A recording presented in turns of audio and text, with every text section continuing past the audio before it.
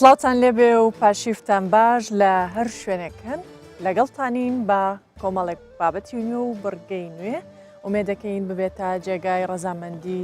ئێوە. بەر لەوەی بچینە لای تەور و بابەتەکانی ئەم شەومان دەچینە ئیستەنبوڵ خێزانەکانی ئەوێ پێکەوە لەگەڵ ماڵ و منداڵەکانیان ئێواران خواردنی بەربانگ ئامادەکەن دواتر دەچنە مەیدانی سوڵتان ئەحمەد لەوێ لەگەڵ سەدان خێزانی دیکە پێکەوە بەربانگەکەن دواتریش دەچنە چەلەکی ئاینیەکان و نوێژ و تەراویحی خۆیان پێکەوە ئەنجام دەدەن. Di meha Ramazanê de li Tirkiye yek ji bajarên herî rengîn û bi çalak bêguman Stenbol e. Ji çar aliyê Tirkiye welatî bo çalakiyên Ramazanê û her wiha bo serdana şûnwarên pîroz berev Stenbolê tên. Bi taybet jî meydana Sultan Ahmedê ya ku ji mêj de wekî cihê kombûn û bernameyên taybetiyên bo Ramazanê tê zanîn, îsal jî bi welatiyên ku bo fitar û paşîvê hatine têr û tije ye. Welatiyên ku bi malbatî lê cihên ku bo fitarê hatine amadekirin kom bûne, ji vê kevne şopiyê dilşadiya xwe tînin ziman û bi xwarinên ku li malê amadekirine li vê derê fitara xwe dixwin. Malbateke ku bo fitarê ji Qersa Bakurê Kurdistanê hatiye vê meydanê amaje dike ku li vê qadê ew bi hestên manevî tije dibin û xwe gelekî aram hest dikin. Loma her sal di meha Ramazanê de tê kes têne vê meydanê. Sultan Ahmet'e iftar için geldik. Em her sal di meha Ramazanê de tên vê derê. Gava ku li Stenbolê behsa feterê vedibe, yekem cih û ku tê bîrame meydana Sultan Ahmedê ye. Em bi malbatî tên û li vir fitara xwe dixwin. Em dê paşîvê jî li vir bixwin û paşê vegerin mala xwe. Hiçbir şey getirmiş. Em hatine fitara xwe vekin, torinem dike ve senavê, boy torina xwe hatime dua bikim. Ayşe koş. Duaya evliya em yovin. Ve giştara inşallah. Em devamlı her sal têne lê digerin, iftarê dikin. Em pir xweş me diçe. Li meydana Sultan Ahmedê ne tenê welatî her wiha gelek geştyar jî hene û hin welatî jî di dema fitarê de xwarina xwe digel van geştyaran parve dikin. Ji Bexdayê jî malbatek bo ku beşdarî vê kelecanê bibe hatiye vê meydanê û dibêjin meha Ramazanê li Stenbolê gelekî cudatir e. Loma ev bo ku ji vê kelecanê nemînin hatine vî bajarê xedîm. سمة مميزة. Em ji Bexdayê ne. Stenbol bi rastî jî bajarekî gelekî xweş e. Em sibê hatin. Niha jî bo iftarê em hatin vê meydanê. Piştî iftarê jî em dê hinekî li vir ji xwe re bigerin. Pişt re jî em dê biçin Eyûbê. Bi rastî jî ambiyanseke gelekî ciyawaz û xweş e. Değişiklik olsun diye buralara geldik. Ji ber ku fitara li vê derê kevne şopiyeke bo me xwest li vê derê fitarê bikin. Em bi hevalan re hatin û me bu xwarinê çend tişt amade kirin. Piştî demekê bi bangê melî re em dê fitara xwe bixwin û pişt re jî em dê biçin nimêjê. Evet, geleceğiz. Selam. Her sal di meha Ramazanê de bi taybet ji demjimêrên fitarê heta paşîvê meydana Sultan Ahmedê ji welatiyan tije dibe û piraniya wan jî li meydanê hem îbadeta xwe dikin hem jî heta paşîvê beşdarî çalakiyên Ramazanê û bernameyên olî yên televizyonan dibin.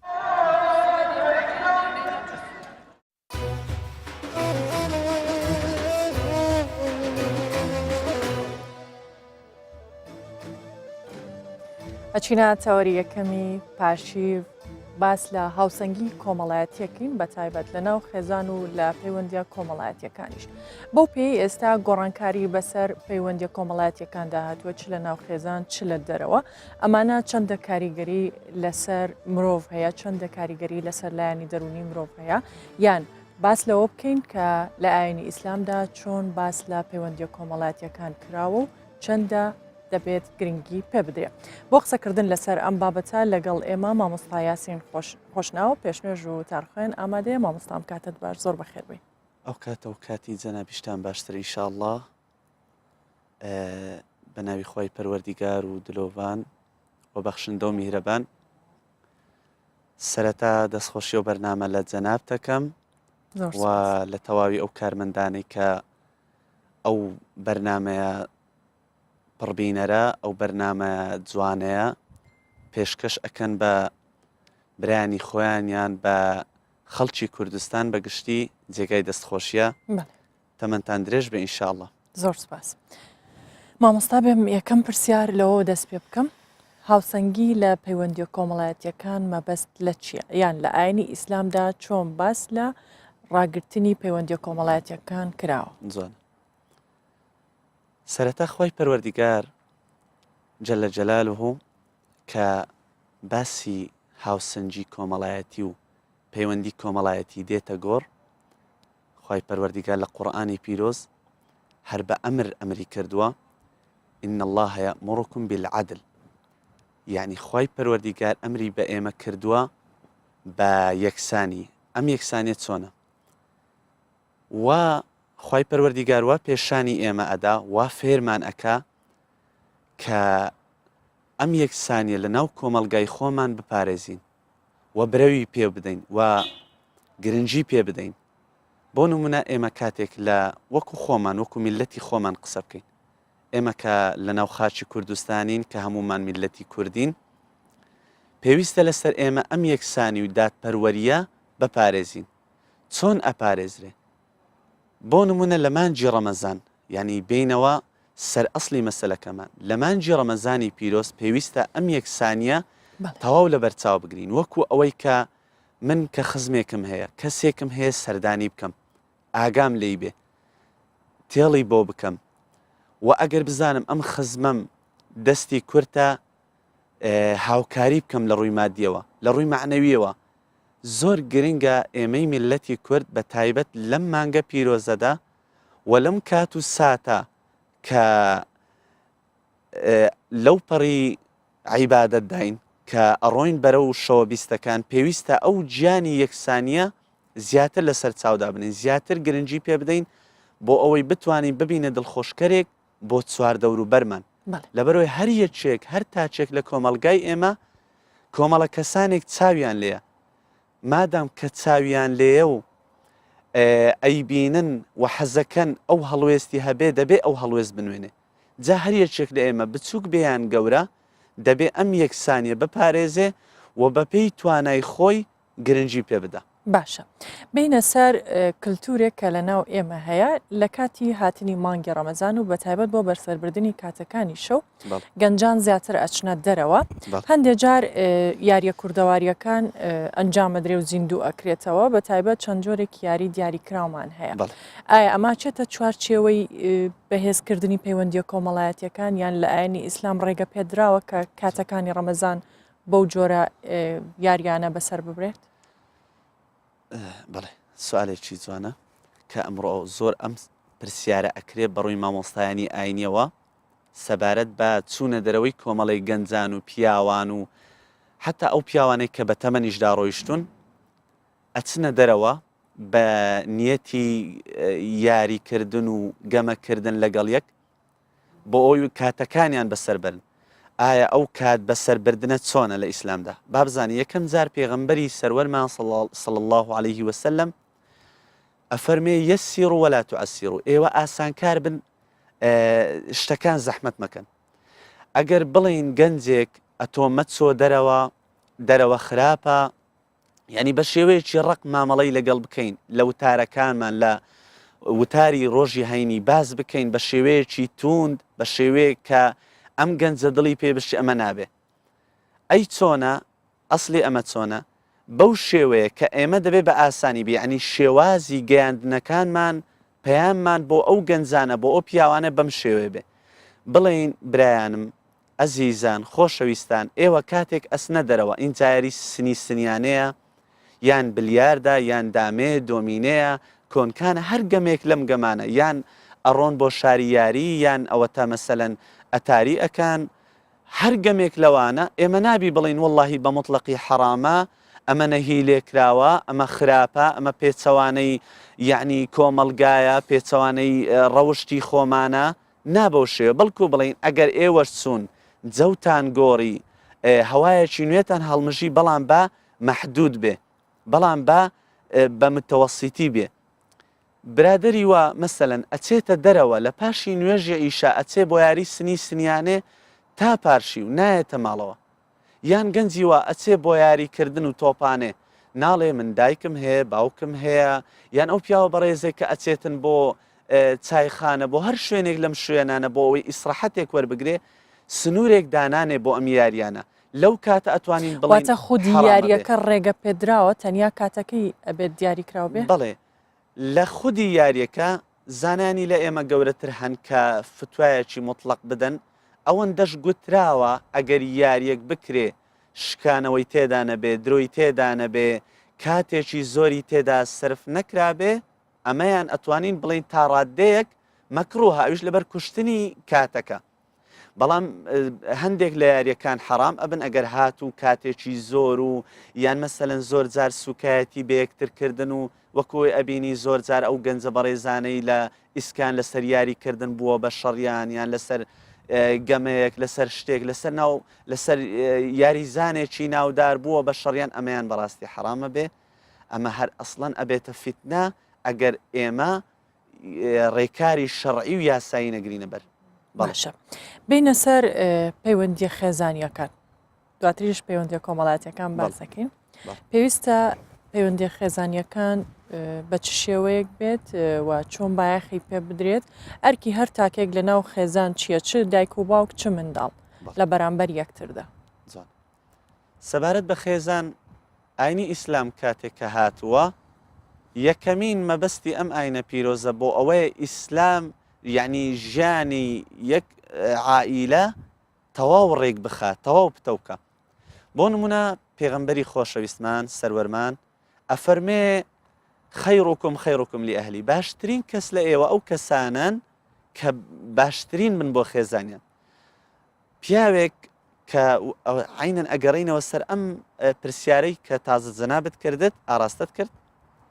پیاوێک ئەگەر حەق و حقوقی خێزانی خۆی منداڵەکانی خۆی نەدا ئەتوانین بڵین ئەم بەڕۆژوبوونەی مانجی ڕەمەزانیش ئەجر و سەوابێکی وای پێناگا لە قیامەتدا کە دڵی زۆر پێی خۆش بێ لەبەرەوەی گوتمان ئەم پیاوە ئەگەر برایەکی بەڕێزی خاوەن سایق تەکسی ئەڕوا لە هەشتی سبەینێ بۆ سەعات 12 بۆ پارشی نایەتەوە ئەم خێزانە ئەشیای ئەوێ لە دەرەوە پێداویستی هەیە ئەم منداڵی ئەگریێ بۆ باوچی ئەم کچە هەروە پێویستە ئێمە ئەوە تەمەن نمونەیەکە باش ئەگەر بە وردی باسی بکەین بۆ نمونە ئەرکی دوو هاوسەر سەرەتا باز لە پیاوەکە بکەین ئەرکەکەی چه بەرامبەر بە خێزانەکەی بۆ ژنەکەش بە هەمان شێوە دواتر دێنە سەر مندا بڵێ ئەرکی پیاهن لیباس لەکم و ئەنتم لیباس لەهن ئەرکی پیاو ئەوێ جلوبەرگ بێ بۆ ئەم ئافرەتە بەمانە ئەوەی جوان بێ داپۆشاو بێ بۆ ئەو ئافرەتە جوان بێ بۆ ئەم ئافرەتە یعنی پیاوێک بێ ئەوەی کە خوا دەیەوێ بۆ ئەم ئافرەتە هەموو ئەو مافانەی کە ئەو ئافرەتە حەزی لێ ئەکە بە مەرجێ شەڕع بێ شەڕعەن بێ ئەوە دەبێ ئەم پیاوە بۆی دەسەبەر بکە ئەتوانین باسی مافەکان بکەین کە لەسەر پیاوە بۆ ئافرەت جێبەجێ بکە مافی ئافرەت پیاو بۆ ئافرەتەمان بەڵێ مافی پیاو بۆ ئافرەت گەلێک زۆرن یەکێک لەوانە ئەم پیاوە بژێوی ژیانی دابین کە بە هەموو شتێکەوە و نابێ ئەسڵەن یعنی کەم و کورتی جاریوە ئەبێ بەهۆی فەقیریەوە بەهۆی نەبوونیەوە بەڵام دەبێت لە ڕووی مادیەوە ژیانی تەواوی ئەم خێزانەی خۆی دابین کە دومیان لە ڕووی معنەویەوە لە ڕووی معنەویەوە پێویستە ئەم پیاوە بەڕێزە ئەو برایە کاتێک کە خێزاندارە لە ڕووی معنەویەوە پێویستە بزانێ ئەو ئافرەتە چی پێخۆشە لە ڕووی معنەوی بۆی بکرێ بۆ نمونە نەیشکێنیەوە قسەی پێنەڵی یان مەسەلەن ئەوڕۆ لە ناو کوردەواری خۆمان باوە زۆر جار پیاو کە تووڕە ئەبێ یەکسەر باسی ماڵی باوچیەوە ئافرەتە ئەکە ماڵی بابتووە ماڵی بابتووە دەبێت لە ڕووی معنەوی و ئەم ئافرەتە یعنی هەست و شعوری بریندار نەکرێ بۆ ئەوەی هەست بە ڕووخان و شکانەوە نەکە و لە زۆر بواری تریشان لە بواری تەندروستی بۆ نمونە لە بواری تەندروستی پێویستە ئەم پیاوە بزانێت کە چۆن خەمی خۆیەتی ئەچێتە دەرەوە ئاگای لە ماڵ و منداڵی نامینێ بۆ شێوەش حیسابی تەندروستی خۆی بۆ خێزانی بکە ئەمڕۆ بینی خێزانەکان ئێمە هەمومان خوشک و براین عیبی تێدا نیە ئەم ئافرەتە حملی هەیە یان ئەم ئافرەتە لە حەیە فی بەیانی دین لە سووری مانگانەدایان لە هەر بابەتێک کە تایبەتە بەخۆی پێویستە ئەم پیاوە حیسابی تەندروستی ئەم ئافرەتە بکە کەم ئافرەتە لە کاتێک کە حەملە زۆر ماندوو نەکرێ شتی قورس هەڵ نەگرێ ئەوە دکتۆرە بەڕێزەکان زیاتر ئەزانن و لە کاتەکانی تر بە هەمان شێوەیان ئەبینی ئەم ئافرەتە ئێستا ڕەمەزانە بێت جیاوازی بکرێ بینە سەر لەم مانگە مامۆستا باسی ئەوە بکەین کە بە تایبەت ئەزانین کە مانگی ڕەمەزان لەوانەیە لە کاتەکانی دیکە جیاواز بێ بەتایبەت لە ماڵەوە کارەکان با بڵێن جیاوازترە لەوانەیە ئافرەتەکە بە ڕۆژوە پیاوەکە بە هەمان شێوە ئاماژەشە بەوە کرد کە ئەو پیاوە بە ڕۆژ لە دەرەوەی کارەکە و بە ڕۆژوە و ماندووە ئەرکەکانی ئافرەت باس بکەین لە ڕەمەزاندا لەسەرەتی چی بکە بۆ نمونە ئامادەکردنی خواردنیان هەر ئەیکێکی دیکە کە لە ئاینی ئیسلامدا باس کراوە. بەڵێ پرسیارێکی طبعاً ئاشکرایە زۆرێک لە پیاوەکانیش باس لەوە ئەکەن طبعاً سەرەتا پێشی باسی ئەم مەوضوع بکەم ئەو بابەتە بکەم برادێکی بەڕێز گوتی ئەڵێ مامۆستا من لە خێزانم تووڕەم لەبەر ئەوەی خۆم لێ تووڕە کردو ئایا ڕۆژین بە تاڵەبی مامۆستاش گوتی بۆ برای بەڕێزم بۆ خۆت لێ تووڕە کردوون کە بە ڕۆژی ئەویش بە ڕۆژوە بۆ مڕاعاتی ناکەی طبعاً ئەو هەر وەکو قسەیەکی خۆشە بۆ خوشکانی بەڕێز کە بزانن گرنگی بدەن بە خواردن بۆ پیاوەکانیان ئەم پیاوەش ماندوو ئەبێ ئەم پیاوە کاسبی ئەکا کار ئەکا بۆ ئەوەی پەروەنانێک پێیا بکە بۆ ماڵ و منداڵی جا مامۆستا گوتی بۆ گوتی وەڵڵی مامۆستا ئەوە لە سعادەی سبەینەوە کە لە خەو هەڵستاوە هەتا بەرەبەری مەلای مەغریب ئەوە هەر لە دیار ئەو بەرنامانە دانیشتووە چۆن خۆشترین خواردن دروست ئەەکەی ئێوارش شۆربای بۆ من لێناوە بۆیە ئایا ڕۆژین بەتاڵ ئەبێیان نا جام قسەیەکی خۆشە تەبەن مەبەست لەوێ ئەم ئافرەتە دەبێت لە ماڵەوە بەڕاستی لە کاتی ڕەمەزاندا زیاتر گرنگی بدا بە خواردن بۆ پیاوەکەی پیاوەکە حەزی لە چییە ئەوی بۆ ئامادە بکە و هەروەها ئەو ماڵ و منداڵە کاتێک کوڕێکی هەیە کچێکی هەیە دوانن سیانن زۆرترن کەمترن پێویستە فێریان کاکە لە کاتی نان خواردن ئەوە باوکتان دێتەوە هێمنی بنوێنن ئارامی بنوێنن بانەبێتە شەڕ بانەبێتە دەنگەدەنجێکی زۆر بۆ ئەوی ئەم نان خواردنە تێک نەچێت زۆر شتی تر هەن کە پێویستە ئەم ئافرەتە بۆ ئەم پیاوەی بکە لە ڕووی معنەویەوە چۆن تازە باسمان کرد پیا و چی بکا بۆ ئافرەت بەم شێوەیەش بۆ نمونە ئەم پیاوە کە گوتمان لە دەرەوە دێتەوە ماندووە تێنووە برسیتی حەز ئەکا کاتێک بێتە ماڵەوە ئارامی پێ ببەخشێ حەز بە ئیسراحەتێکی تەواو بکە کە بێتەوە ئەم ئافرەتە بڵێ پیاوەکە لەکوێ بووی ئەوە بۆ دیارنی ئەوە بۆ ئاگات لێمانە بۆ تەلەفۆنی ناکەی بۆ تا ئەو پیاوە تەواو تووڕە ببێ ئەمەش بەڕاستی ئەبێتە پێشەلکردنی حەق لەلایەن ئەم ئافرەتە بۆ پیاوەکەی خۆی باشە مامۆستا کەمێک بەر لە ئێستا باسی یاریەکانمان کرد کە لە شەوانی ڕەمەزاندا زیاتر خەڵک سەرقاڵە بەم یاریانە و بەتایبەت پیاوانیش لە کەرکووک کۆمەڵی خاوێن پێداویستی تایبەت کە ئەویش کەڕوڵاڵن لە شەوانی ڕەمەزاندا یاری تایبەت ئەنجامەدەن هاوکارمان هێمن دەلۆ لەوێەوە لەگەڵیان ئامادە بوو زانیاری زیاترمان لەسەرم بابەتادات. بەڵێ سلااوان لێبێت ئەم کاتتان باش من لە شوێنێکم چایخانەیەکە تایبەت کراوە بە کەڕولاڵەکان واتە ئێرە شوێن و نیشتیمانی کەڕولاڵەکانە ئەمەی دەیبینن هەمویان کەڕولاڵن و خاوەن پێداویستی تایبەتن دیارە لە شەوانی مانگی ڕەمەزانی شەوەک دەبینن سەرقاڵی یاریکردنن ئەوانیش وەکو مرۆڤی ئاسایی حەزیان بەو یاریانەیە و کاتەکانیەوە دەوین بەسەر دەبن. کاک مستەفا تاگە کەسەکە ئەو قسە دەزانێت یاخود کەڕولاڵ نییە بەڵام بەردەوام هاوکاریانە و سەرپەرشتیان دەکاوە تەرجەمە و بڵێن وەرجێڕانیشی لە ئەستۆیە من لەگەڵ ئەو گفتوگۆکەم دواترە چمە لای ئەوانی دی. کاک مستەفا ئەم کاتت باش پاسەکەم بە قوربان برای گەوری چۆن لێرە کۆبوونەتەوە لێرە سەرقاڵی چین بە شەوانی مانگی ڕەمەزان وەکو هەموو ساڵێک وەکو لە مانگی ڕەمەزانی پیرۆزە لێرە کوبنەوە بەڕاستی یاری چی لە شارنەوەکەن و دار ڕۆژمانێ یاری سین و زەرفەکەین ڕۆژمانە یاری دومی ناکەین و هەست زۆرە یاریێکیان بەدڵ بە یارێکی خۆیان ئەنجامەدەن انشاءالله. ئەم یاریە چۆنە ینی چەند گروپە و چۆنە بۆمان شەرحکەی و چۆن بڵێن گونجاو ناها لە یەکتێگەن چۆن فێر بوونە بەڵێ ئەم نزگەی 12 لەم لە بەرامبەر یەکتریەکەن چەند خاڵێک ببنەوە بەرامبەر خۆیانی نەکەنەوە و نزگەی ئێستا حاڵیم 50 بۆ 60 پڕوال لێرێ پەنا بەخوا ڕۆژانە خڕەکەینەوە لەخوا بەزاربێن لە مانجەکە ئەوش مانجی ڕەمەزانە لە هەموو ساڵێکم بەس مانجی ڕەمەزانە توان لێرە زۆر کۆبنەوە شەوان ئەچمە لای ئەوان تۆ بۆمان وەرجێ ڕەوزانین چیاڵێن ئەم بە ڕێزا دوێنین پێی بڵێ چۆنە لێرەی و سەرقاڵی چیوە تا چەند دڵی خۆشە لێرە بڵێن لەگەڵ هاوڕێکانە هەرکی یاریکردنن.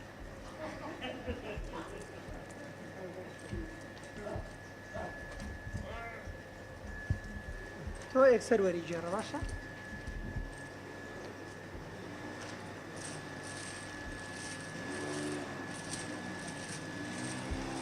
ئەلە ڕەمەزانە پێمان خۆشە هەموو خەڕبینەوە لێرانە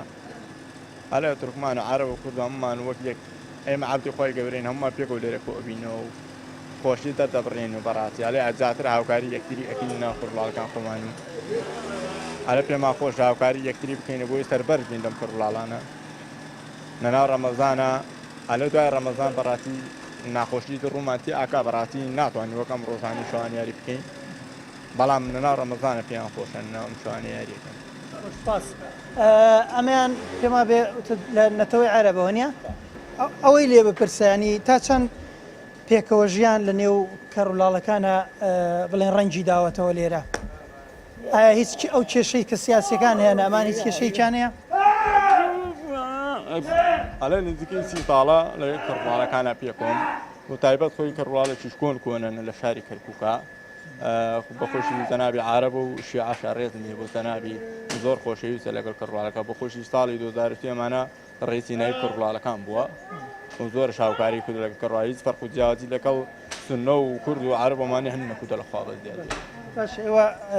ینی ژیانێکی تایبەتن بڵێ هیچ لە داواکاریتان چی کێشە و کەم و کوڕیتان چییە؟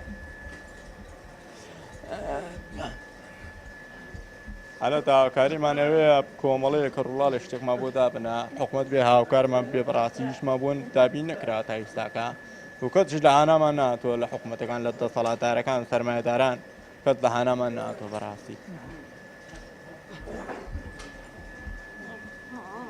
ئەلێ ئێمەش مرۆڤی وەکو ئەم ئینسان کەڕولاڵین بەڵام ڕاستە ئێمە مرۆڤی بەس کەڕولاڵین نوقسان ئەلێ ئێمەش عەبدی خۆی گەورەین ئەلێ ئێمەش مرۆڤی وەک کەسانێکی تر ئێمە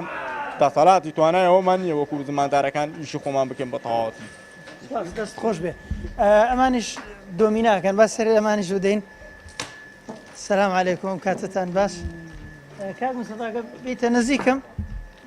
چۆنی باشی باشە ینی ئێوە زمانتان نییەوە گوێوی چش نابن چۆن یاری دۆمیناکەن ئەو خاڵانە چۆن ئەژمێرن چۆن یەکتری تێگەین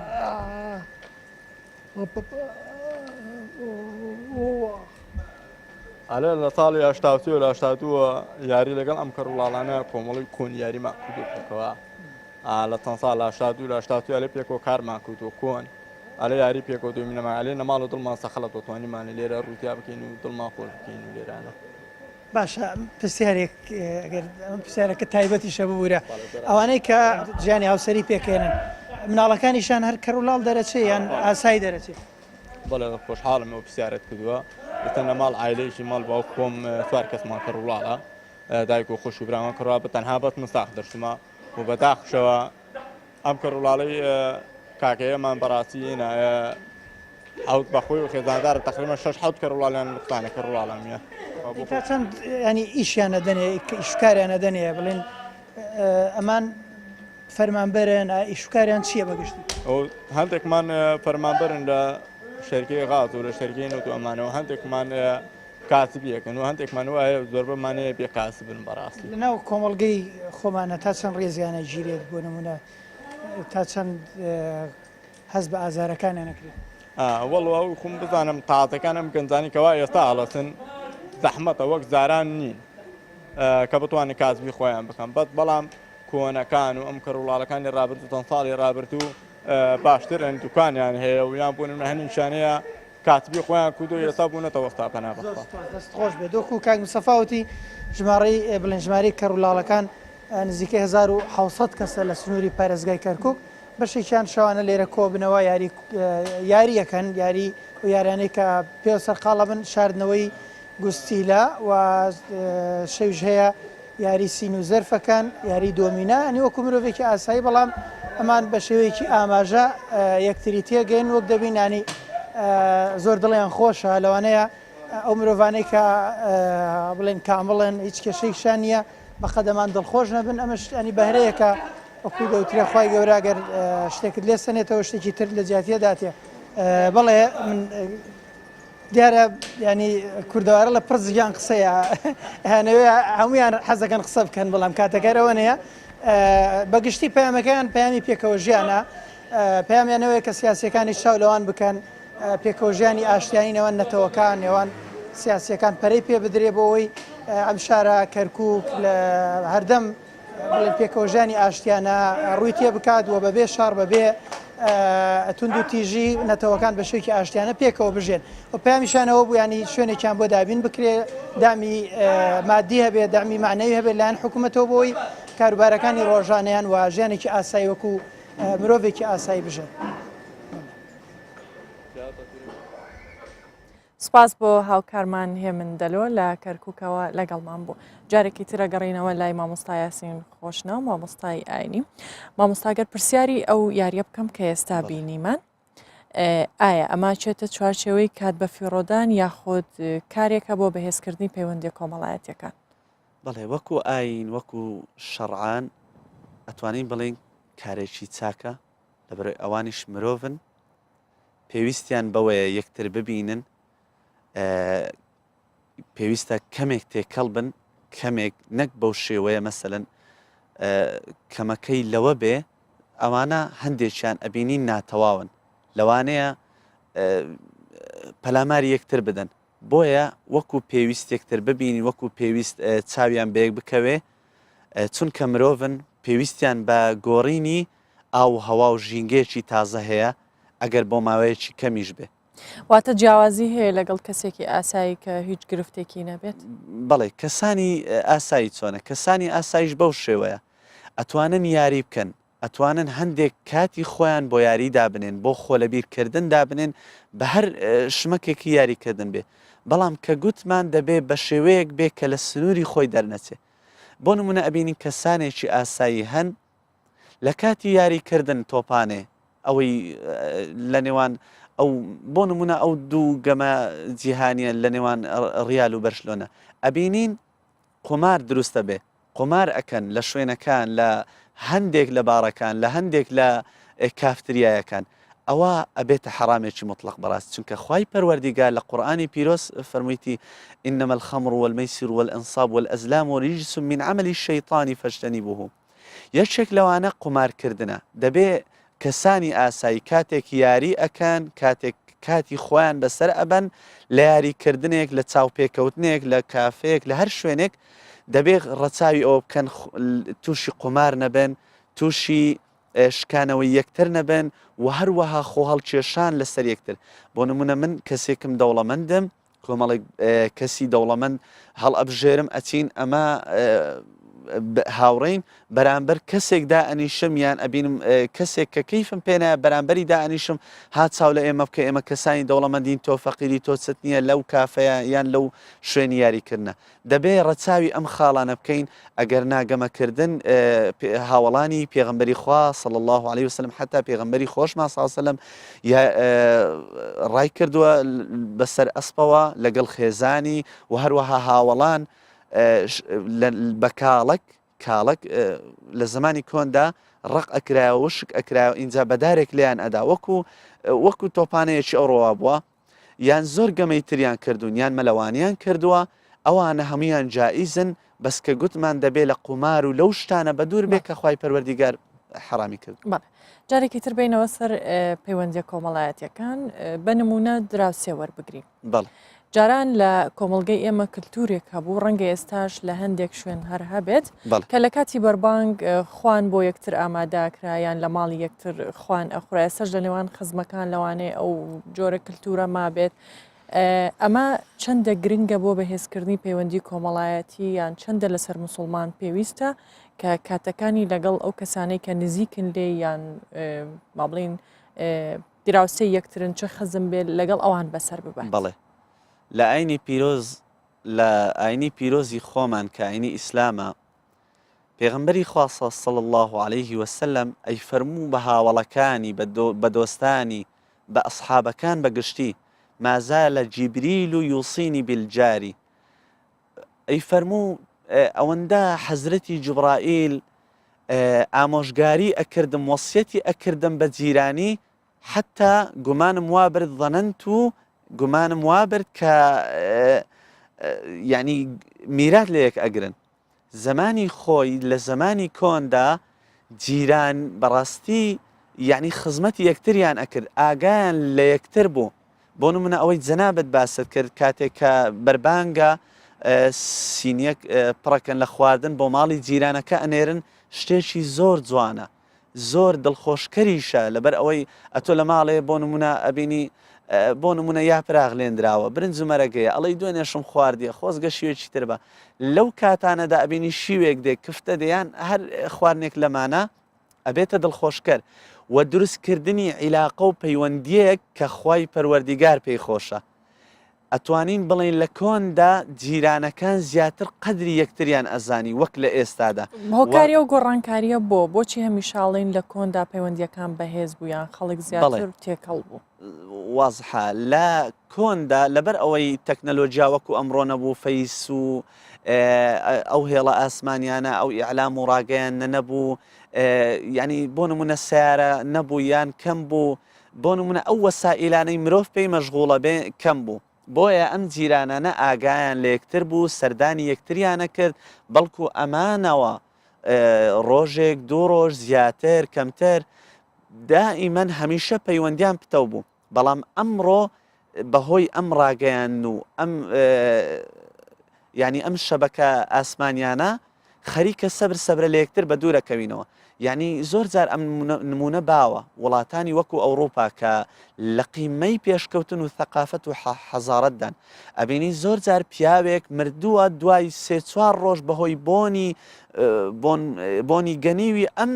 جەنازەی پیاوە اینجا زانراوە ئۆه فڵانە کەس مردووە بەهۆی بۆنی ناخۆشی مردووەکەوە یعنی بەداخەوە ئەبینین ئەمڕۆ لە کوردستانی خۆشمان لە شاری هەولێر لە شاری سلێمانی لە شارەکانی تریش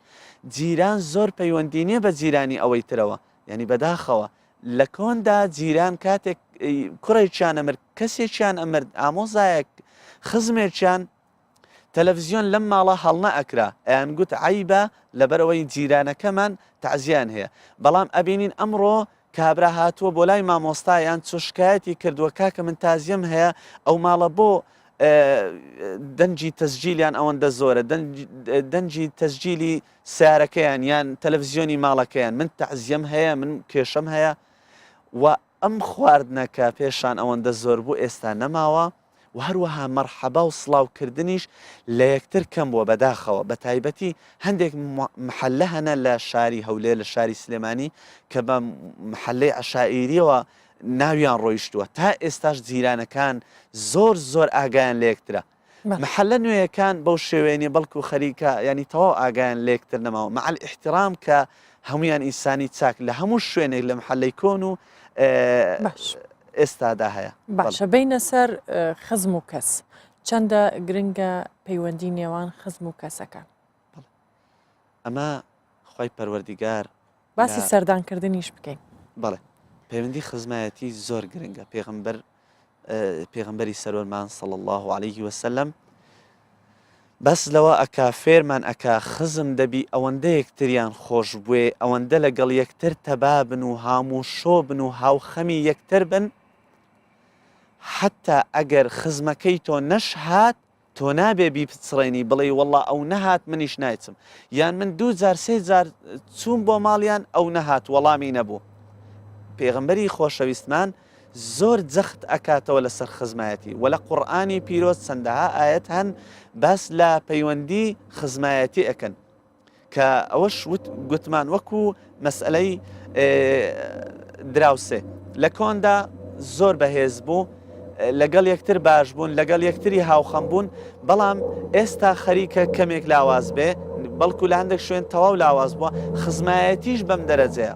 پێشان لە ماڵ ئەچووی بۆ ماڵی مامت 2 3 شەو ئەمایەوە کەچی خواردنیش ئەوەندە کەم بوو پارە هەر کەم بوو هەر نەبوو لە هەندێک شوێن ئەمایەوە نە ئەو ماڵە پێتێک ئەچوون نە ئیزعاج ئەبوون بەڵام ئەمڕۆ ئەبینی ئەچی بۆ ماڵی خزمە سەعاتێکدا ئەنیشی هەز بە دڵتوندی ئەەکەی یان ئەوە خزمەکە زۆر ڕووی خۆش نییە لەگەڵت یان ئەبینی ئەوە چووی بۆ ماڵی خزمێکت ماڵە خاڵک مامێک مامە چۆنی خاڵە چۆنی ئەبینی هەر سەری لەسەر مۆبایلی وەڵڵاهی باشم الحەمدوللا دواتر مەشغوڵە بێ ئەی چێچنی وەڵڵاهی یەک دقە باوەندە شتەوە بکەم باو کۆمنتە بنووسم با ئوڵایکە بکەم یعنی بەم شێوەیە مەشغوڵ بوون بەداخەوە کە ئیسلام هەردەم جەخت لەسەر ئەوە ئەکاتەوە خزمەکان نێوانیان خۆش بێ بەهانە یەکترەوە بچن لە خەمی یەکتردا بن و بە دەرەجە یەک یارمەتی یەکتر بدەن لە ڕووی مادیەوە ئینجامانەوەەوە. باشە دوا پرسیارە گەر بە کورتی وەڵامم بیتەوە مامۆستا ئایا لە ئێستادا خەڵک وەکو جاران پێویستی بە یەکتر نییە هۆکارەکە ئەمەیە یاخود سەرقاڵی ژیان وای کردووە کە پەیوەندیەکان لاواز ببێ؟ بڵێ خوشتی بەڕێزم لە هەموو کات و سەردەمێک خزمەکان پێویستیان بە یەکترە بێ. بۆ نمونە ئەمڕۆ من تازیەکم هەیە بەلایانی کەم ئەگەر لە ڕووی مادیەوە هیچ پێویستێکم پێی نەبێ وەزعم باش بێ دەوڵەمەند بم لە ڕووی معنەویەوە پێویستیم پێی ئەبێ بەوەی کە بۆ نەهاتووە بۆ تازیەکەمیان بۆ دیارنیان بۆ تەلەفۆنێکی نەکردووە ئەمەیان یەک و هەروەها ئەگەر هاتوو مەسئلەی مادیەکەش لا بین خزم لە کوردەواری خۆمان زۆر جار ئەڵێ خزم ئەگەر گۆشتیشت بخوا ئێسکەکەت ناشکێنێ مادام گوتمان خزممانە لە پشتی ئێمەیە ئلله پێویستمان بە یەکترە بێ و ئەگەر لە دنیاشدا پێویستمان بە یەکتر نەبوو لە قیامەت و لە دوا ڕۆژدا کە ڕۆژی هەڵسانەوە حەش و حیسابە پێویستمان بە یەکتر ئەبێ کە خوای تەعالە ئەفەرمێ بۆ ئەو ئامۆزایە نەچوو بۆ ماڵی ئامۆزاکە یان ئەو برازایە نەچوو بۆ ماڵی مامی و بە تایبەت لە خزمایەتی بینە پێشتر کە خزمی یەکەم لە ئیسلامدا دایک و باوک دایک و باوک بە پلەیەک پێویستە گەنجان لاوانی ئەمڕۆ ئاگاداری دایک و باوچیان من کە خزمی دەرەجەیەکن لە ئیسلامدا تا بکرێ بە تایبەت لەم مانگە ڕەمەزانەدا بچین بۆ لایەن دەستیان ماچ بکەین پێداویستێک هەیە بۆیان جێبەجێ بکەین ینی جێی داخە ئەبینین گەنجێک بە پێش ماڵی دایکیدا ئەڕوا لەبەر ئیش و کار و مەشغوڵی ئاگەی لەوە بڕوا بچێ دەستی داچی ماچکە یان ئیشە کارێک پێداویستێک هەیە بۆی جێبەجێ بکە. بەڵێ مامۆستا یاسین خۆشنا و پێشنێژ و تارخوێن زۆر سپاس بۆ ئامادەبوون. سپاس بۆ ئێوە دەستان خۆش بێ ڕوسپی بێتەمەتان درێژ بێ زۆر سپاس. مزگەوتی گەورەی ناوەڕاستی شاری قامیشلو بە گەورەترین و کۆنترین مزگەوت دادەنرێت. لە ساڵەکانی 1960ەکانەوە ئەو مزگەوتە هەبووە. ڕۆژێک بنمیچێکی ئەو مزگەوتە دەڕوخێت بەسەر خەڵکی ئەوێدا ئەمەژوا ئاکات کە بۆ ماوەی ساڵانێک دابخرێ بەڵام دواتر لەلایەن مەلا ئەحمەد زەڤەنگی ئەو مزگەوتە نۆژەن دەکرێتەوە لەگەڵ ئەوەشدا مزگەوتێکی دیکە هەر بە هەمان ناو لە دووری ئەو شارە دروست دەکرێت. پێکەوە زانیاری زیاتر لەسەر ئەم شوێنە ئاینە وەردەگرێت.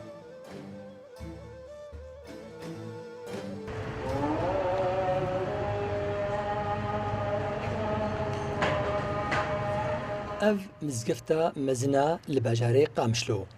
لە دەستپێکە ساڵێن 1960دا هاتیە ئاواکردن. بەری کو ئەv مزگەفت ئاوا ببە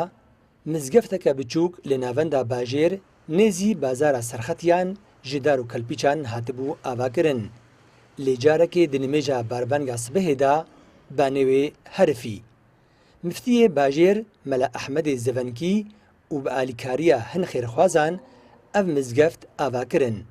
لێ فەرەنسیان بریاردان کو جهێوێ دووری ناوەندا باژێر بێتە vەگوهستن. هن في صلاة الفجر وقع السقف عليهم. دنمێژە سبەهێدا بانێ مزگەفتێ بسەر نمێشکەران دە هاتە خوار. مفتیە قامشلۆ دوێ دەمێدە مەلا ئەحمەدێ زەڤەنگی بوو. بریاردا کۆ مزگەفتەکەن و ئاوا بکە.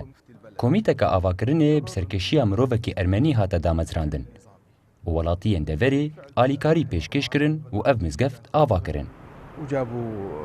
عمال كان رئيس الورشة واحد أرمني. لە گۆری مەلایە مزگەفتێ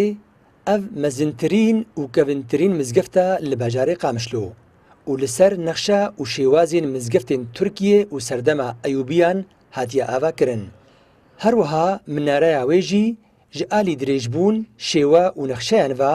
cêwiyê minareya mizgefta Zeyn el-Abidîn ya li bajarê Nisêbînê ya. مأذنة جامع زين العابدين في نصيبين هلا طلع منارەya مزگەفتا زێن العابدین لە نسێبینێ و منارەya مزگەفتا مەزن جێوینە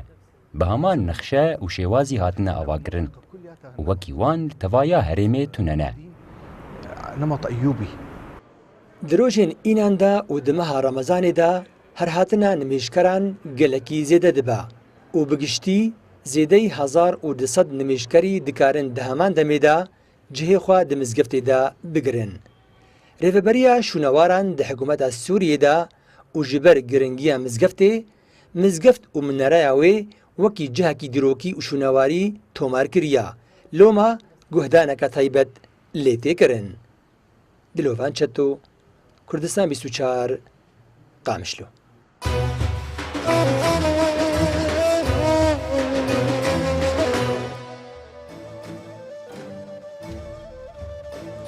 لەگەڵتان بەردەوامین تەوەری هونەری ئەم شەومان لە ئاکرەیە هاوکارمان ئاریە حوسێن ڕاستەوخۆ لەوێوە لەگەڵ هونەرمەند ئەحمەد زێباریە درێژە بە قسە و گفتوگۆکانیان دەدەن لەسەر تەوەرەکە. ئاریەم کاتت باش و فەرموو.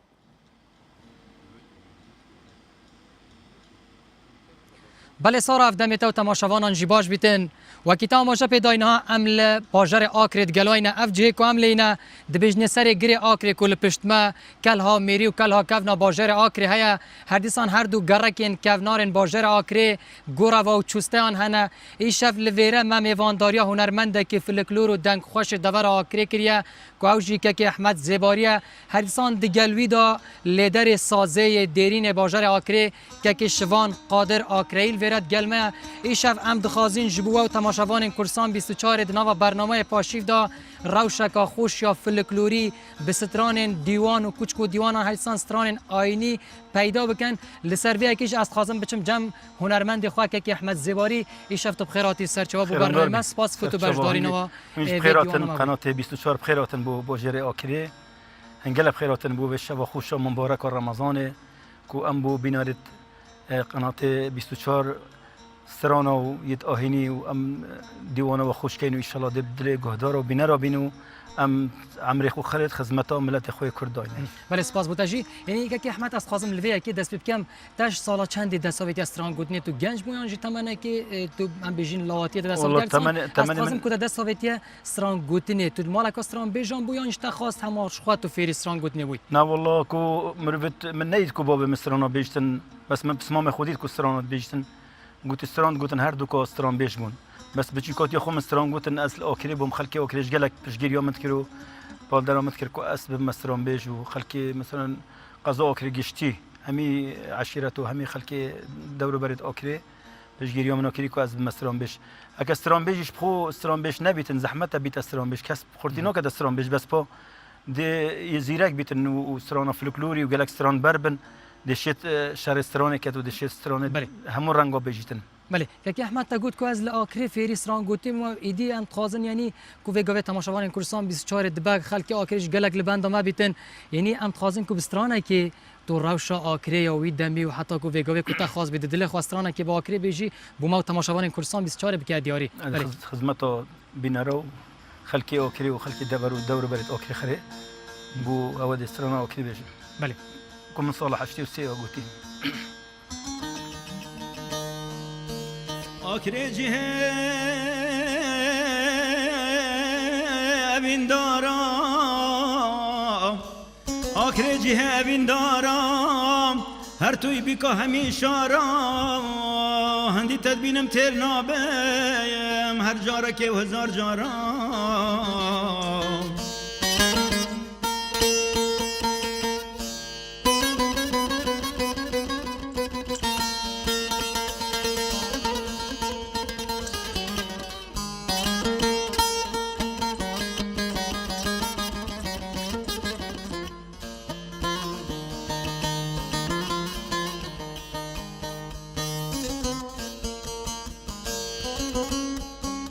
آکرێجی سەیران کەرام آکرێجی سەیران کەرام خوشترە لە هەمی دەڤەرام هەرچی گاوا بشمە ئاکرێ گۆڤەندا زەری وەسمەرام بەرێ خودەمە سەرێگری بەرێ خودەمە سەرێگری زەریا گۆڤەندا خۆشکری چه سەیرانە چه نەوروزە اوین دارد به هوش گری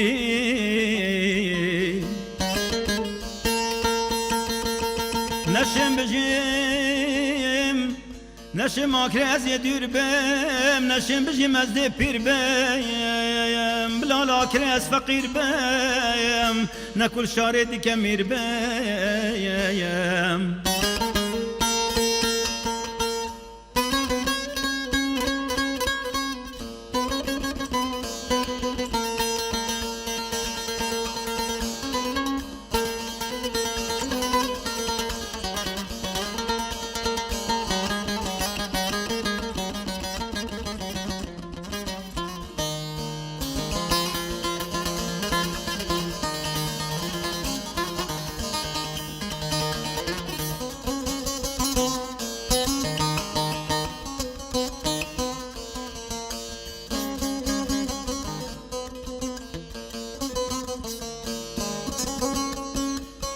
سرداچیایا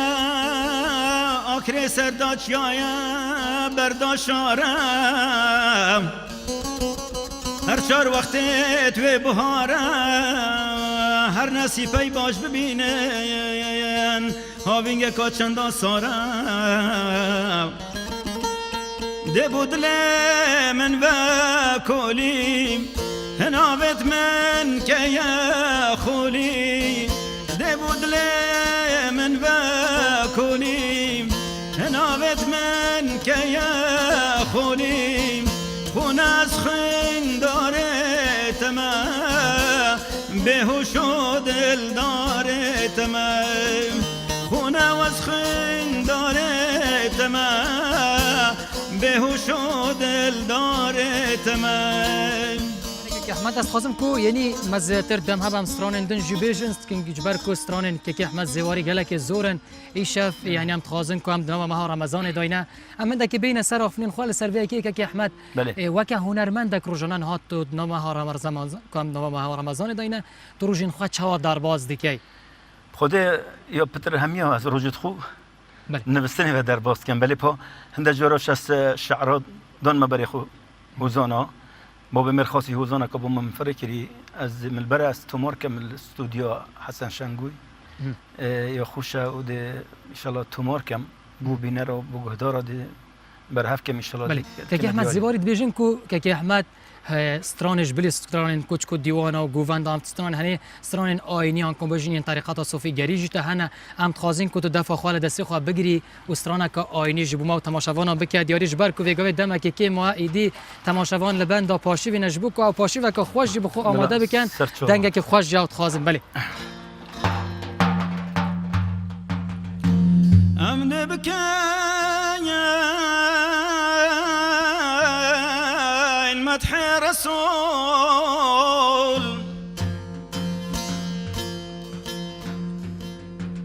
يا رب تهيب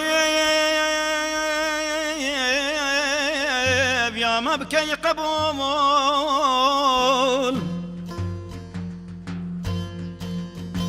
دال حشر دا أنا بن ملول ملول نبي لقيامتي إن شاء الله بشينا جنتي هي محمد مصطفى ملك دنيا بفايدة يا روجي ونبيش ملكي ما يا فترة وزكاة خوش نحفيا مرن حق وريكو ميا قبر طاري مالا ميا هيفي محمد مصطفى وما أخسر دار محمد مصطفى ساعت خوش که احمد راستیش تا دیوانو مگل خوش کردم تخازین که مال جمع بینارین خوش خوشتر لیکر بیدن که احمد یعنی دبر دام بیجین کو کارب نبو افتورن جواکی فیسبوک افتشن هنه نبون تو گنج بوی شف هون لکی و کوم دبون نوا واجرا کرد شوین رمضان دا و چه ستران چون نکتین خوش کد بیجن که احمد زیواری گلک نکتین خوش سراتین خوش ود گریتن بله خود گلک نکته یتهای مرف کو کم از رنش مخوری بس نکته بکنده نکته نبیرم بس کو صدفه جوارا که هو پیش روش تلویزیونی و کی کبرا کی گوته کو برای کامیل دنم رو دی بجی برای بکسی داد نفچه ود مروی بیرون مروی نکته شته و بس شوید برای کو ام ترنشتین جارا ام الگندا بون ام ترنش نخوره شوید رمضان دارین نخوره دا گستیلانه کن دارین نخوره دا صعبتا کن دا سترانا بجن دا شوروکو کن دا شولت خو کن دا شفچنا شولا دا بروش بین خوب دن و جشنا داشتن همو جشنا مزن گنده خو پیروز کن و دل سر گرن همی خورنا چکن سپیدا یعنی بدید ناتا که احمد یعنی نها شوین رمضان خوشتر در باز بن یا انجوی دمی خوشتر در باز بن خود نوکه پیش کفتنا چه بوی و تیرونویا چه بوی جارا تیرونوی نبو دا پشتی بانگ عشا دا ساعته که دیارن و خردان نبن دا تیوی شوه وقتی پاشی با داشتن دزن فانوسا که مال په مال داشتن دول در کدن بین روبن وقتی پوشیوه بخو پوشیوه چیکن نو که کسانانویت کسانانویتن بر و اینترنت و فیسبوک و بر ماشاءالله همه چیز خوشی های تلویزیون و قنات و چند همین نو که پیش کفتن که چی بوی بس رحم وکی جارا نمایا نو که خلکی بی رحم بوی جارا خلک برحم تر بود گلک و دوی دل صافی بود گلک نو که از وقت بینم کو خلکی بی رحم بوی بله اکی احمد دیاره کو تبحثوین دیگر کو خلک جارا گلک زود نوستن اوین دان عمر ویگوی کو وی اخفناتت بینن نو کات بیشن باو پادی بوم زنبیل فروشی بیجه دا کو خامه هنده که تر جبه دا کا ببینن حتی پاشیوی است خازم تو دفع خو هل گیری زنبیل فروش د زنبیل فروش کی جبو دان عمر که دیارین کو ویگوی تماشای کورسان چارت کن بله گوبدانه و گلی برانه و گوبدانه گلی برانه بکم بحثی بو هم بیانه بحثی لاوی کد میرانه بحثی لاوی کد میرانه بجنوبا ولاو چند جوان منو تببینه خلامه زنبیل فروش لاو که و میرا بدلان و کور که و میرا روژاو که چوبونه و چیرا تو روژاو چوبونه و چیرا دید بوبه و قبر او که کیره و یاد دا و آخ او کاهیره او جده و دیکه و تکبیره او سبری و هاد بوبه المال الباب خو کربو سوالم الباب خو کربو سوالم و باب می ببیه هوالا مال خدا بمال حلالا شکرن سلک و دلالا شکرن سلک دلالا دبر خو کرجل که عبدالا یدگر و دن مال بمولا جان خاتونا لسر حوالا و زنبیل فروش زنبیل و تینا زنبیل فروش زنبیل و تینا سیکو باوجه گرینا كل خاطو البرج راد بينا وعقل نشيد صودانا مينا عقل نشيد صودانا مينا ويا جبال لاو كيد وشينا زنبيل فروش لاو كي بياني دلالو بكور كي بياني كرم كدوي ورخاني قيمة وسلك بزاني سلكانا فروش بأرزاني ورساهل بچن زاني ولا ساهل بچن زاني دل در وجا وشوب خاني فاتونا لني بكواني وجاب كير ودرقباني درق دادا وكل الهلال زنبيل فروش لاب كي درويشم دلالو يكور كي درويشة كرم كادو يوارا بيشة قيمة سلك خوبيجة ويد مازن بارزي رب كيشة يد بوشيك تبخو ببيجة خطوني ويا ونينا بدلالي ويا ونينا قيمة وسلك وزرنينا نصدق واري توبينا وزارو كدم المال برسينا طول بقى وسيران أمينا كردي كان بلاب وشينا بدلالا لبلاب وشينا ودام الاسكاب لزينا آزانا وناب توبينا آزو قمري يابقلينا كرق برسيا وآقلنينا خاتوني ويا والنابي بدلالي ويا والنابي لازده الشولا من نابي من أهداد قل خود ودابي زنبيل فروش لاب كي خود راب تو قاوة كل من بني راب دمتا چن مالو زيرام خاتونه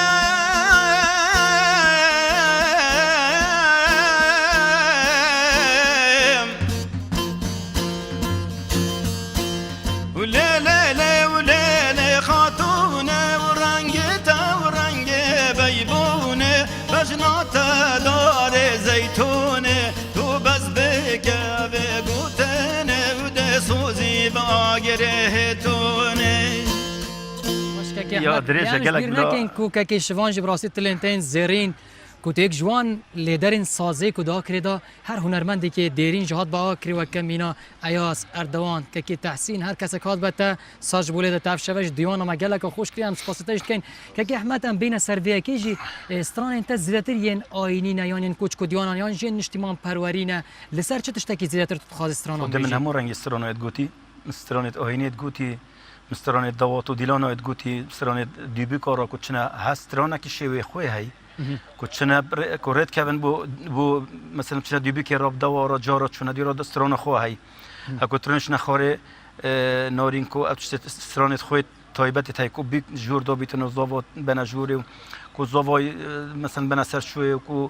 الدوار سیاد من چنبر رکی و استران ها یکی استران خو هی استران دیوان کی یا جدا نف دیوان خانه داد استران سی استران کو مقل بیت گوتن و استرانت آهینیش منت گوتی منت گرتی من اغلب بسمام خو گرتن حاجی عبدالله بو بسمام من اوش استران بیش بو پشتینگی استرانت آهینی گوتن و استران ترکرن ابي وانا اذكر محاولات كركو استرانو نبجم من جارك بخو تنبيره كريكو دخو فيرو تنبير كم تنبيره مش كانت قلت جيرونت ما قلت خصما او احمد كنت تشيتن بورب دتا تشل دينور داب تنبيره كي كبو ما دوبنا بتشيله كي دارو موصلي خوين قلت ربي داب تنبير بله که احمد از ویبرسیج تا بکم یعنی دبیجن که احمد دما کو چه دیوانه که دا دوسترانان لی داخاز کن لولو قرینگو و ساودالیو لام تخازین کو تو ایشا بو ما تماشاوان کورسان 24 لولو قرینگو کول ویرا دنگ ته ودتن قرینگ صباحی بر به آکری بهم بیجن شودی که احمد گازیما کریه ابخو استرانا قولنگی مروچو ببینید بو مرویتیتن هسترانا کا یا چیاییه دسترانت بلند دیگه ویژی کلا آکری کلا میری افچال دور برد من افچال دور ما آکری دورک چیاییه تماشاوانش خازن کوی آواز چیای ببیستن این شب دشوا رمضان دا بله هر کی هر قلنگا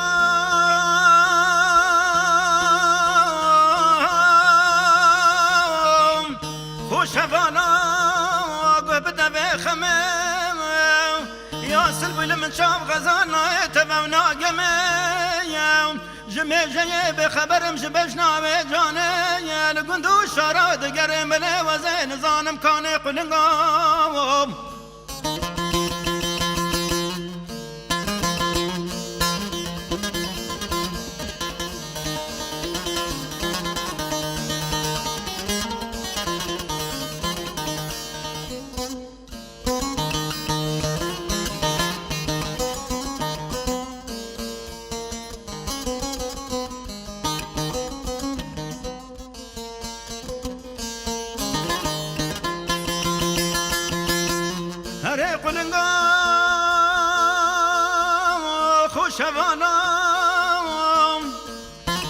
شوارع صاروا بيروز بخوش مغرانيا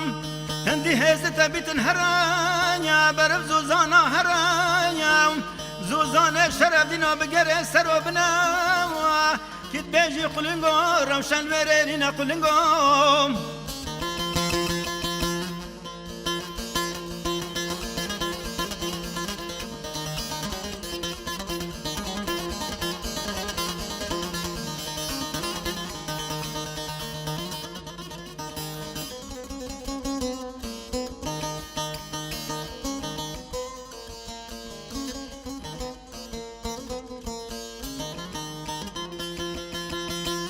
هره قلنگا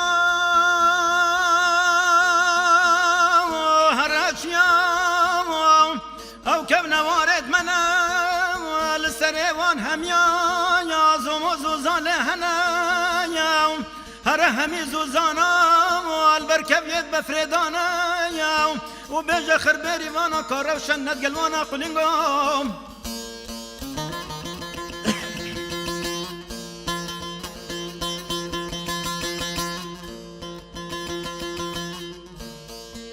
هره قلنگا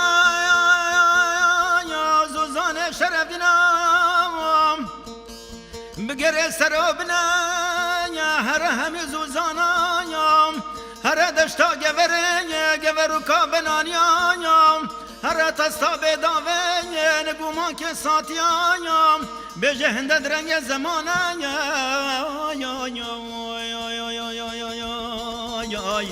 ده درنگ زمانه و خلق و عالم و دنیا گشت نمراده آه ده بلا کرد یک بنو و چه بو کردان امانه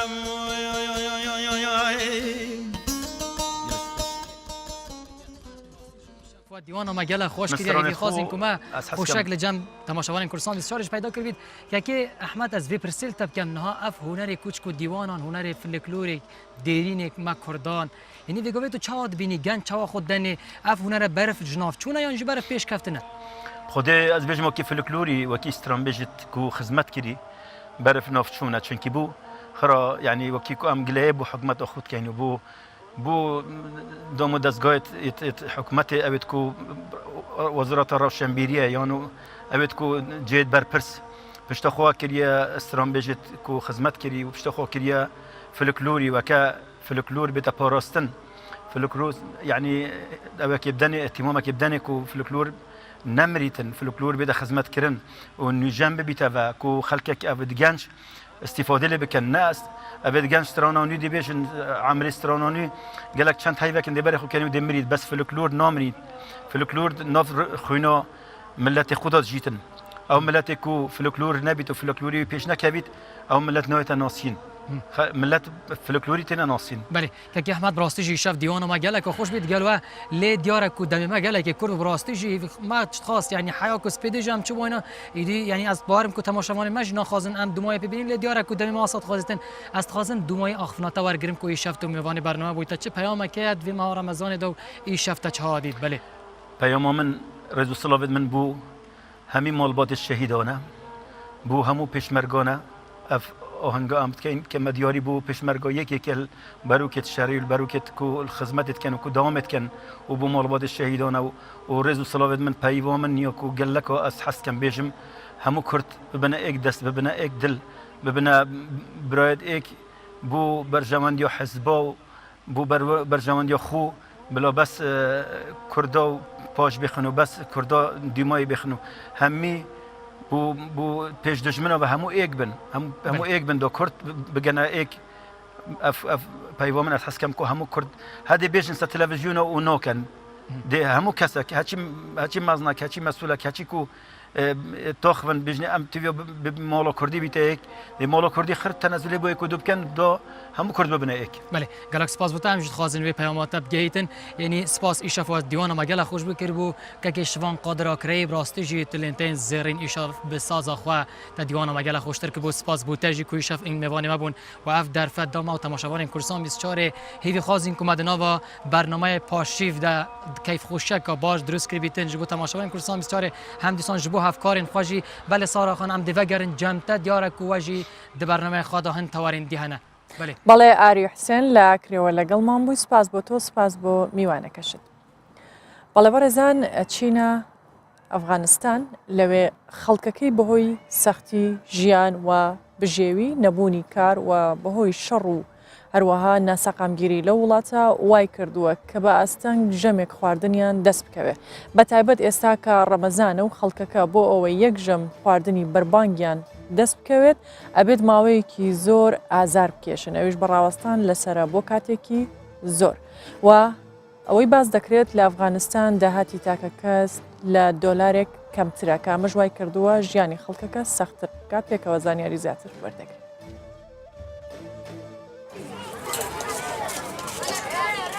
کچانی منداڵ مەنجەڵ بەدەست لە چاوەڕوانی کردنەوەی دەرگاکانن. وەک شارەکانی تری ئەفغانستان لە شاری جەلالابادیشدا ڕێکخراوێکی خێرخوازی لە مانگی ڕەمەزاندا خواردن بەسەر خێزانە هەژارەکاندا دابەش دەکات. بۆ وەرگرتنی خواردن تەنانەت پیاوانی بەتەمەنیش شان بەشانی منداڵان لەسەرەدان. هەژاری ئەوەندە تەنگی بەم خەڵکە چنیوە کە ئۆقرە ناگرن و بە ناچاری هەندێک کەس بە بەرزکردنەوەی سۆندا هەوڵی ڕێخستنی سەرەکە دەدەن. پاش چاوەڕوانی و ئازارێکی زۆر خواردن دابەش دەکرێت. قەبارەی مەنجەڵەک و پاوەکان هەرچەند دەکرێت بە یەکسانی و یەک کەوگیر برنجیان تێدەکرێت کە ڕەنگە تەنیا زگی برسی تاکە کەسێکی ماڵەوە تێر بکات.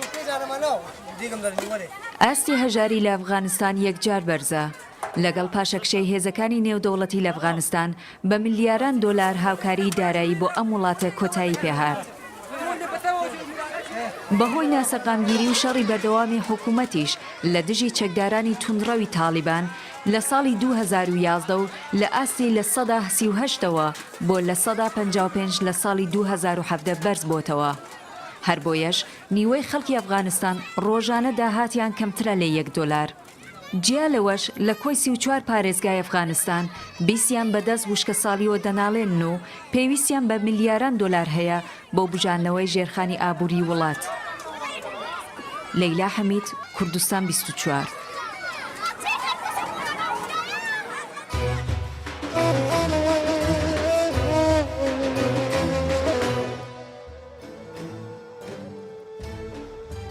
بەڕێزان بەردەوامین لە تەوەرەکانی پاشیڤ و وەچینە تەوەری تەندروستی ئەم شەومان باسلێکێک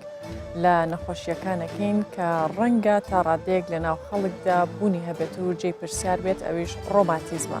ڕۆماتیزم چییە؟ هۆکارەکانی توشبوون بەم نەخۆشیە، ڕێگەکانی خۆپاراستن و دواتریش چارەسەریەکان چین؟ بۆ قسەکردن و گفتوگۆ لەسەر ئەم بابەتە لەگەڵ ئێمە دکتۆر مەهدی خالید، پزیشکی پسپۆڕی ڕۆماتیزم و چارەسەری سروشتی ئامادەیە. دکتۆرم کاتت باش، زۆر بەخێر بێت. سەرەتا بە بزانین ڕۆماتیزم چییە؟ ڕۆماتیزم وچەی گشتیە کە باز دەکرێت هەموو ئەو نەخۆشیانە دەگرتەوە کە دووچاری جومگەکان و ماسوورکەکان و بەستەرەکان و هەندێک جار لە دەمارەکانی خوێن یان دەمارەکانی با بڵین خوێنبەر و خوێنهێنەرەکان دەبی لە جەستەی مرۆڤ شێوەی کورت بە پوختیانی. باشە. ئەو ڕۆماتیزمەی کە با بڵین باوە لە کۆمەڵگەی ئێمە لە ناو خەڵک ئەو جۆرەی کە زۆرترینە کامەیە، واتە کە ئاماژەت بۆ کرد پەیوەندی بە جومگەوە هەیە، کامە زۆرترین باوەیان؟ بڵێ جۆرێک لە ڕۆماتیزممان هەیە، ئەو ڕۆماتیزمی درێژخایەن تەوان ئەوانش پۆلێن دەکرێن بە نزیک لە زیاد لە 160 سوور نەخۆشی، بەڵام باوترینیان کە زۆر خەڵک دووچاری دەبێویش هەوکردنی جۆمگەی ڕۆماتیزمی درێژخایەنە کە دووچاری تەمەنی هەرزەکاران دەبی و هەروەها تەمەنی گەورەش دەبیتن. و جۆری دووەمیشیان کە زۆر باوە ئەویش هەر بە جۆرێک لە جۆرەکانی ڕۆماتیزم لەنرێ لە ناوە خۆمان بە سەوەفان مەشهورە، ئەویش جۆری دووەمی باوە کە نەخۆشیەکە زۆربەی بە تەمەنەکان دووچاری دەبن. باشە، هۆکارەکانی توشبوون بەم نەخۆشیانە چییە؟ بەڵێ هۆکارەکانی توشبوونی ڕۆماتیزم بە شێوەی گشتی ئەویش بەجێرەی پۆلێنی جۆرەکانی نەخۆشیەکەیە. هەندێک جۆرمان هەیە هۆکارەکەی پشتی دیار نییە، نازانین هۆکارەکەی چییە. هۆکارێکی بەرگری لەشە کە بەرگری لەش لە دژی خۆی کار دەکات. زۆربەی زۆری جۆرەکانی هەوکردنی ڕۆماتیزم درێژخایەنەکان لەو جۆرن کە هۆکارەکانی پشتیەوە نازانین. بەڵام هەندێکمان هەیە هۆکارەکانی دیارن لەوانە تەمەن خودی خۆی تەمەن بە تەمەنداچوون و کەمی هەندێک با بڵێن لە ڤیتامین و لە کانزاکان لە لەش و هەروەها هەندێک کاری با بڵێن ناڕێک دانیشتنی ناڕێک دروستنی ناڕێک مەسەرەن شتهەڵگرتنی ناڕێک ئەوانش زۆر دووچاری ئەوە دەبن کە یەک لەو جۆرانەی ڕۆماتیزم توش ببن. باشە، بینە سەر کەمی ڤیتامین کە ئاماژەت بۆ کرد، کەمبوونی چ جۆرە ڤیتامینێک هۆکارە بووی؟ بڵێ ئێستا جۆرێک لە زۆری ڤیتامین کەمیەکەی زۆر باوە و ئێستا چەندان لایەن خەریکن توێژینەوەی زانستی لەسەر بوارە دەکەن، ئەویش کەمی ڤیتامین دیە کە بەداخەوە ینی ئەمە هەر لە کوردستان وایە لە جیهان و لە شەرق ئاوسەد بە شێوەی گشتیانی ڕۆژهەڵاتی ناوەڕاست بە شێوەی گشتی لە جیهانیش ئەو گرفتە زۆر باوە، ئەویش بە هۆکاری ئەوەی کە زۆرترین خەڵک زۆر خۆی کەم دەداتە بەرخۆر. باشە، ئێمە زۆرترین خۆرمان هەیە، ڕەنگە لە هەندێک وڵات ئەمە کێشە بێ، بەڵام لای ئێمە ئەو هەموو خۆرە هەیە و بۆچی ئەو کێشەیە هەیە؟ گرفتەکە ئەوەیە ئەو خەڵکە یەکەم شێوازی ژیانی خەڵکەکەی گۆڕایە، پێشتر شێوازی خانووی خەڵکی جیاواز بوو، حەوشەی هەبوو، حەدیقەی هەبوو، لە حەوشەدا دەنیشت، نانی لە حەوشە دەخوارد، ئیشی لە حەوشە دەکرد. ئێستا حەوشە نەمایە، هەموو وەکو شقاتی هەموو لەسەر یەکدانرایە، هیچ حەوشێک نەمایە، ڕۆژ نایەتە ژوورێ. ئەو یەک لە هۆکارەکانە. هۆکاری دووەم جۆری خۆراکمان جیاواز بووە، ئەو خۆراکانی کە پێویستە ئەوەی ناکەین. پاشانجی ئەو خۆرەی لای ئێمە خۆرەشی گەرمە لە سووتێنی، ئەنی زۆر خەڵک تەحملی ناکە و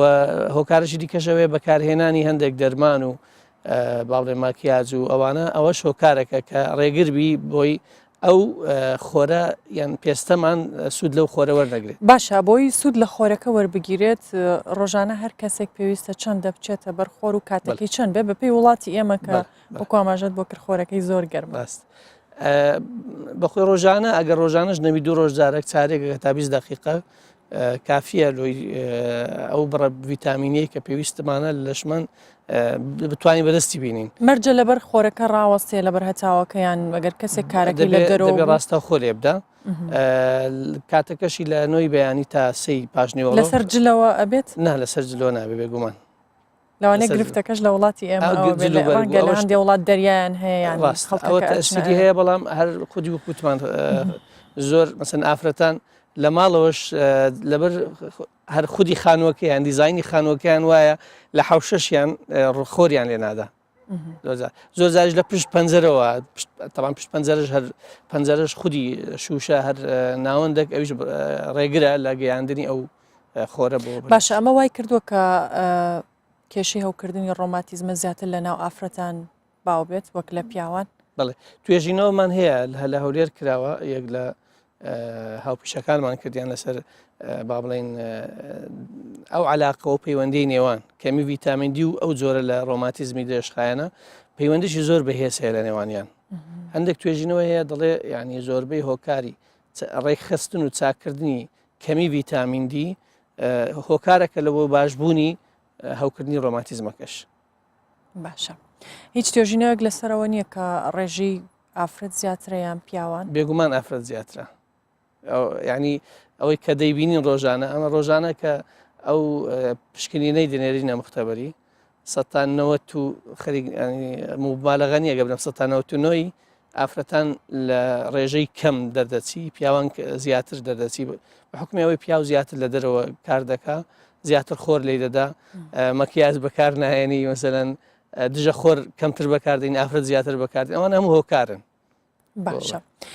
کللتورێکی کە هەیە لای ئێمە ئەمە چەندە پەیوەندی هەیە چونکە پرسیارە لای من بەتایبەت ئێستا هاوینە ماڵشتن و حوشەشتن و هەندێک جار بۆ نمونە زیاتر کە ئافرەتان کاری ناو ماڵەکەن ڕەنگە تەڕبوونی قاچەکان یان سەرما یان ئەچنە بەرسبلێت ئەمە پەیوەندی بە ڕۆماتیزمە هەیە یان ئەگەری هەیە یەک لەو فاکتانەیە یان حەقیقەتانەیە لای خەڵکی بوویتە حەقیقەت خۆی لە خوددا علاقی بە ڕۆماتیزم نییە بەڵام هۆکارەکە بۆ با بڵێن زیادبوونی نیشانەکانی ڕۆماتیزم ئەگەنا خودی خۆی تەنها بە سەرمابوون هۆکارە کاریگەریەکەی چۆنە بەسەر ئەگەر کەسێک خۆی ڕۆماتیزمی هەبی یان ماسوولەکانی لاوازبی یان هەر جۆرەك لە جۆرەکان ڕۆماتیزمی هەبی کاتێک خۆی دەداتە بەرساردی یان ئەو هۆکارە بەوەی ماسوولەکانی تووشی کەژەنگبوون بن تووشی تەشەنوج بن با بڵێن ڕقبوون بن ئەوش هۆکارەکە بۆی هەوکردنەکەی زیادبی یان ئازارەکانی زیادبی جوولەی کەمتر ببتەوە. باشە دکتۆر مادی لە بەروی باسیەوەت کرد بینە سەر نیشانەکانی ڕۆماتیزم کەسێک چۆن بزانێت تووشی ڕۆماتیزم بووە. ئەوکو تەبەن نیشانەی زۆرن بەڵام نیشانە باوەکانی ئەوێت تەبەن جومگەکان ژانی جومگەکان ڕقبوونی جومگەکان بە تایبەتی بەیانیان بەمەرجێک ینی لە نیو سعات زیاتر بی گاتە ساعتێک زیاتر و هەروەها ئاوسانی جومگەکان ئەوانە گرنگترین نیشانەکانی ڕۆماتیزمن. هەندێک جار هەندێک خەڵکی ئێستا تەبەن یەک لە گرفتەکان بەرنامە تەندروستیەکان یەک لەو گرفتانەیەوەیە کاتێک باسی نیشانین هەر نەخۆشیی دەکەی هەر کەسە دیقەتی خۆی دەدادرێ والله هێمش نیشانەکەم هەیە والله دیارە ئەمیش ڕۆماتیزم هەیە شەرت نییە هەموو ژانێکی جومگەی ڕۆماتیزم بی زۆر جار وەکو گوتمان ینی دەبێ بڕەکەی وەختەکەی زۆر زیادبی لە نیو سعات زیاتر تێپەڕی و هەوکردنەکی وازەح یان ڕقبوونێکی یان باڵین ئاوسانێکی وازەح لە پەنجەکانی یان لە جومگەکانی دیاربی نەک وڵا هەست پێ دەکەم مەستور بووە چکە زۆر زیادێ درێ هەست دەکەم دەستم مەستور بووە تەماشاش دەکەی زۆر زۆر تەبیعی و ئاساییە کەواتە خەڵک نەترسێ زۆر جار هۆکارەکەی کەمی یەک لەو ڤیتامینانە یان بە تایبەتی ڤیتامین دیە کە هەست بە ماندووبوون دەکا هەست بە با بڵێن ماندووبوونی جومگەکانی دەکا ئازار جومگەکانی دەکا ئەگەر ئەو بڕە ڤیتامینی وەرخۆی وەربگری گرفتەکەی چارەسەر دەبی بەڵام ئەگەر هەر ئاوسانێک یان هەر ڕقبوونەشی زیاد لە پێویستی بینی پێویستە سەردانی پزیشک بکە بۆی بتوانین زوو با بڵێن ڕێگری لە تەشەنەکردنی ئەو نەخۆشی ئەگەر تەشەنە بکات کەسەکە چی بەسەریەت ئەوەش دەوەستە سەر زۆری ڕۆماتیزمەکەی چکە ڕۆماتیزمی درێژخایەن ماچی زۆری هەیە لە دوایەوەی کە توش دەبی ئەگەر هاتو ئەو نەخۆشە ئەو چارە سەریانەی کە پێویستە وەری نەگری چونکە عادەتەن ڕۆماتیزمی درێژخایەن تەنها کاریگەری لەسەر جمگەکان دروست ناکە بەڵکو کاریگەری لەسەر ئەندامەکانی تری لە شیش دروست دەکە بۆیە پێویستە زوو با بڵێن ڕێگری لێ بکرێ ئەگەر کەسێک ڕۆماتیزمی گرفتی هەبێت و کێشی زۆر بێت ئەگەری هەیە کە ئەو گرفتە زیاتر بێ و نەخۆشیە زیاتر بێت بێگومان ئەگەر هاتو بە تایبەت ئەگەر جمگە با بڵێن جمگە گەورەکانی وەکو جمگەی با بڵێن ئەژنۆی یان گۆزینجی یان حوزی ئەوانە طبعاً زۆرترین کێشی دەکەوتە سەرێ ئەوەش هۆکارەکە بۆ ئەوەی کە ئەو کێشەی زیاتر بی بۆیە پێویستە ئەو کەسانی کە نەکەر ئەوان طبعاً هەموو خەڵکی کێشی لە شیاندا بەزێنن و زۆر لە جۆرەکانی ڕۆماتیزم یەکەم نەسیحەت کە دەدەین نەخۆشک یەکەم ئامۆژگاری پێی دەڵێن کێشتدا بەزێنە چونکە هۆکارەکە لە بۆ ئەوەی گرفتەکەی زیاتر بی باشە لەو کاتێک کە کەسێک تووشی هێوکردنی ڕۆماتیزمە بێت ئەتوانێت خۆی لە ماڵەوە بە چارەسەری سروشتی بە خواردن نەخۆشیەکەی چارەسەر بکات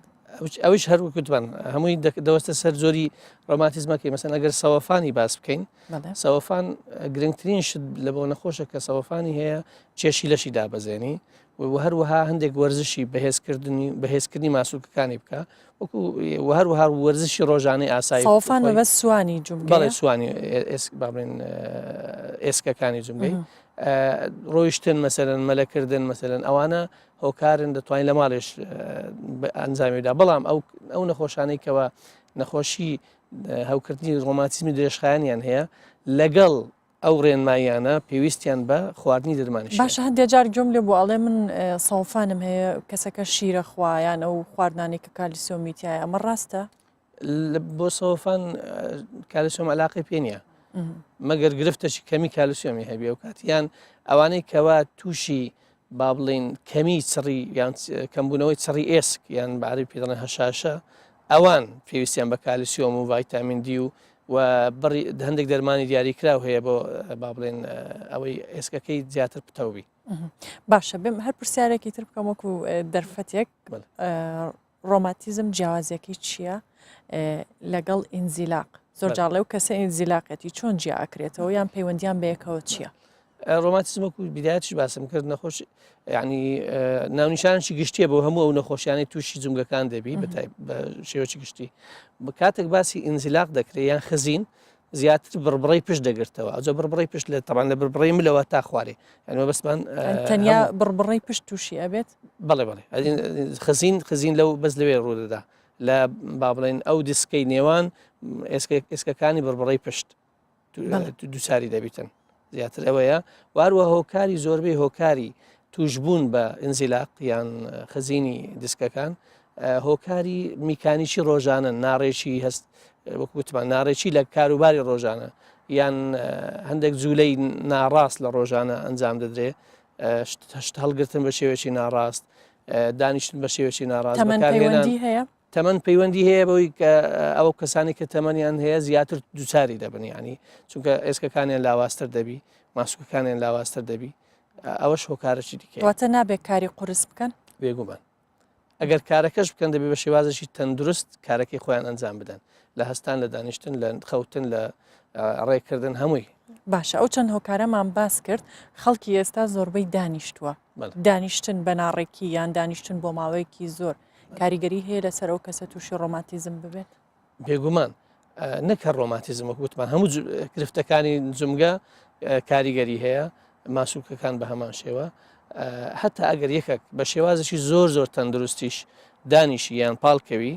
بەڵام بۆ ماوەکی زۆر دوور و درێژ گرفتی لەسەر جمگەکان دەبێت چونکە یەک لە هۆکارەکانی پاراستنی جمگەکانەوەیە زوو جێگات بگۆڕی زوو هەروەها پارێزگاری لە ماسوولکانمان بکەین باشە دکتۆر مەهدی لەگەڵە بەردەوامە بین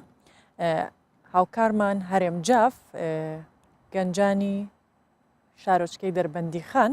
لە شەوانی ڕەمەزان یان لە کاتی پارشێودا دەچنە دەرەوە بۆ پارشێوکردن بەڵام لەوێ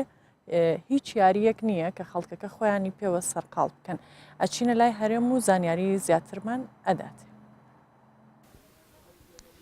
بەڵێم کاتتان باش دیارە ئێستا من لە ناو بازاڕی گشتی دەربەندی خانم لە دەربەندی خان جیاوازیەکەیە ئەویش ئەوەیە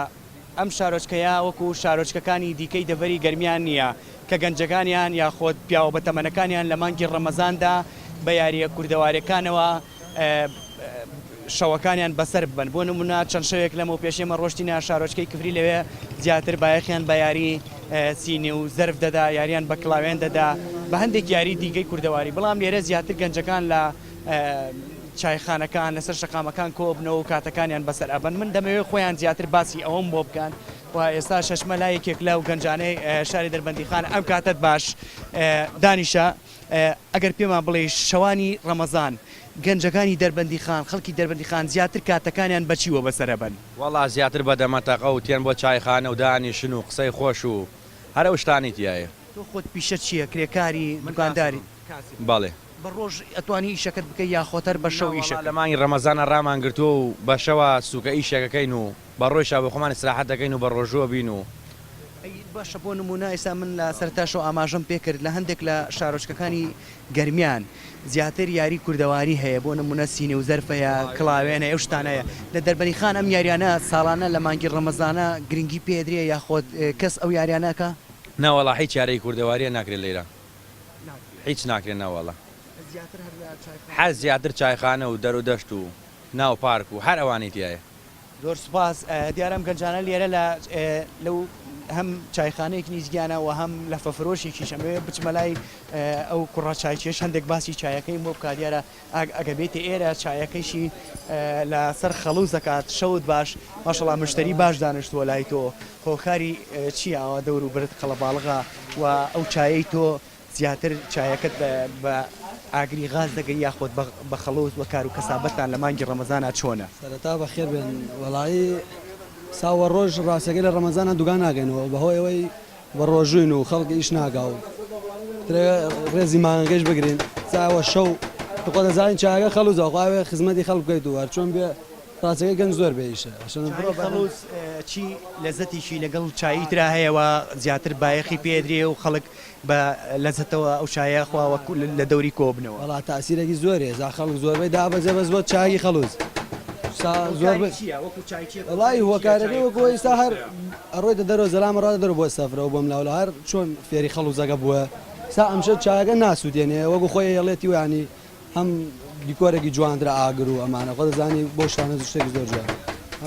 گەنجیش بێ ئیشە و بەخوا گەنج زۆر بێ ئیشە ترسا کشتی ئاشان دانیشین تا پارچە و پارچەوە ڕۆینەوە ڕۆژ و خۆمان خوارزقت بات و کار و کەسابەتەکەتش باشتر بێ دیارە لەم دەسێشم دوکانێکی لە فەفرۆشتن هەیە با لەگەڵ ئەم کوڕیشە هەندێک قسە بکەم ئەم کاتت باش هەندێک کاتەکرم تۆزێ قسەمان بۆ بکات تۆ وەکو لە فەفرۆشێک ئێستا لە مانگی ڕەمەزانە زیاتر بە ڕۆژ کار و کەسابەتتان باشیان بە شەو یان بە ڕۆژ کار ناکەن بە حکومیەوەی هاوڵاتیان لە بە ڕۆژە بە ڕۆژبوونەمانە دنیا گەرمە دە بە شەوەکە باشتر ئەتریانە دەرەوە جوەکەی فێنکە و ئارامترە و خۆشترەتر ڕۆژ شەوانیش ئەتر بازار قەرەباڵختر و دوکانەکان کراوەتراتر یانە دەرەوە لە مانگی ڕەمەزانە ئیشت باشە یاخۆت لە مانگەکانی ترا وەڵا بە حکومەوەتر بە ڕۆژا بە ڕۆژن حدمە لە مانگانی ترا باشترە بەس بە شەوەکەش خراپ نییە لە خۆ بەزیادە بە هیوای کاری باشتر و قازانجی باشتریش وەکو ئاماژەم پێکرد دەربەندیخان ئەو دابونێرەتەی نییە وەکو ناوچەکانی دیکەی هەندێک ناوچەی دیکەی گەرمیان گەنجەکانیان یاخود پیاوەکانیان با یاریە کوردەوارەکانەوە سەرقاڵ بن لە شەوانی ڕەمەزاندا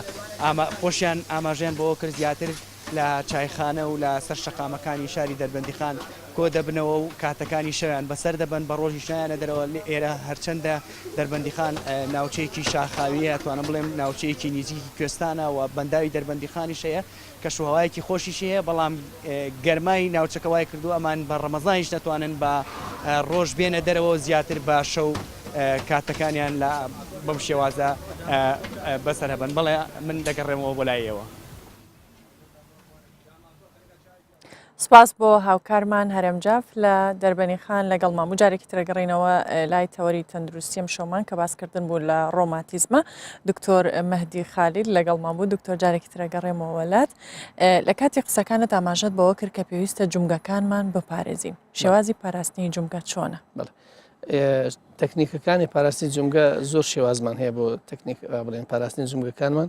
گرنگترین شت بەکارهێنانی ماسوولکە گەورەکان لە جیاتی ماسوولکە بچووکەکان چۆن مەسەرەن ماسوولکەکانی ڕان زۆر گرنگترین لە ماسوولکەکانی پشت بۆیش دەڵێن ئەو کەسێک کەوا کار دەکا کاری ڕۆژانە دەکا ئەژنۆکانت بەکاربینە نەک پشتت بەکاربیێنی لەم کوردەواری خۆشمان دەڵێت تااقەتی ئەژنۆ مەسەلەن تااقەتی ئەژنۆ یان هێزی ئەژنۆ زۆر گرنگە بۆ ئینسان چونکە ماسووەکانی گەورن و بڵێن توانای ئەوەی هەیە مرۆڤەکە هەڵگری کارەکان ڕۆژانەی ئەنجام بدە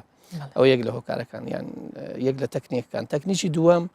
زۆرمانەوە لەسەر یەک بار لەسەر یەک مەسەرەن پاڵ دەکەوی لەسەر یەک لا یان با بڵێن خەریکی مۆبایلە خەریکی لاپتۆپە یان هەتا خەریکی کتێب خوێندنەوەیە لەسەر لایەک پاڵ دەکەوی مەسەن بە ماوەی زۆر ئەوەش بە هەمان شێوە گرفت دروست دەکات بۆیە پێویستە با بڵێن زەخت نەکەینە سەر یان لە یەک بار نەمینێنەوە بارەکانمان بگۆڕین خاڵەشی دییان تەکنیکەکی دیکە شێوازی دانیشتن و هەستانمان و ئەو شوێنەی کە لەسەری دادەنیشی پێویستە شوێنەشی تەندروستبی و با بڵێن ئەختیارکردنی کورسێکی گونجاو و مێزەکی گونجاو و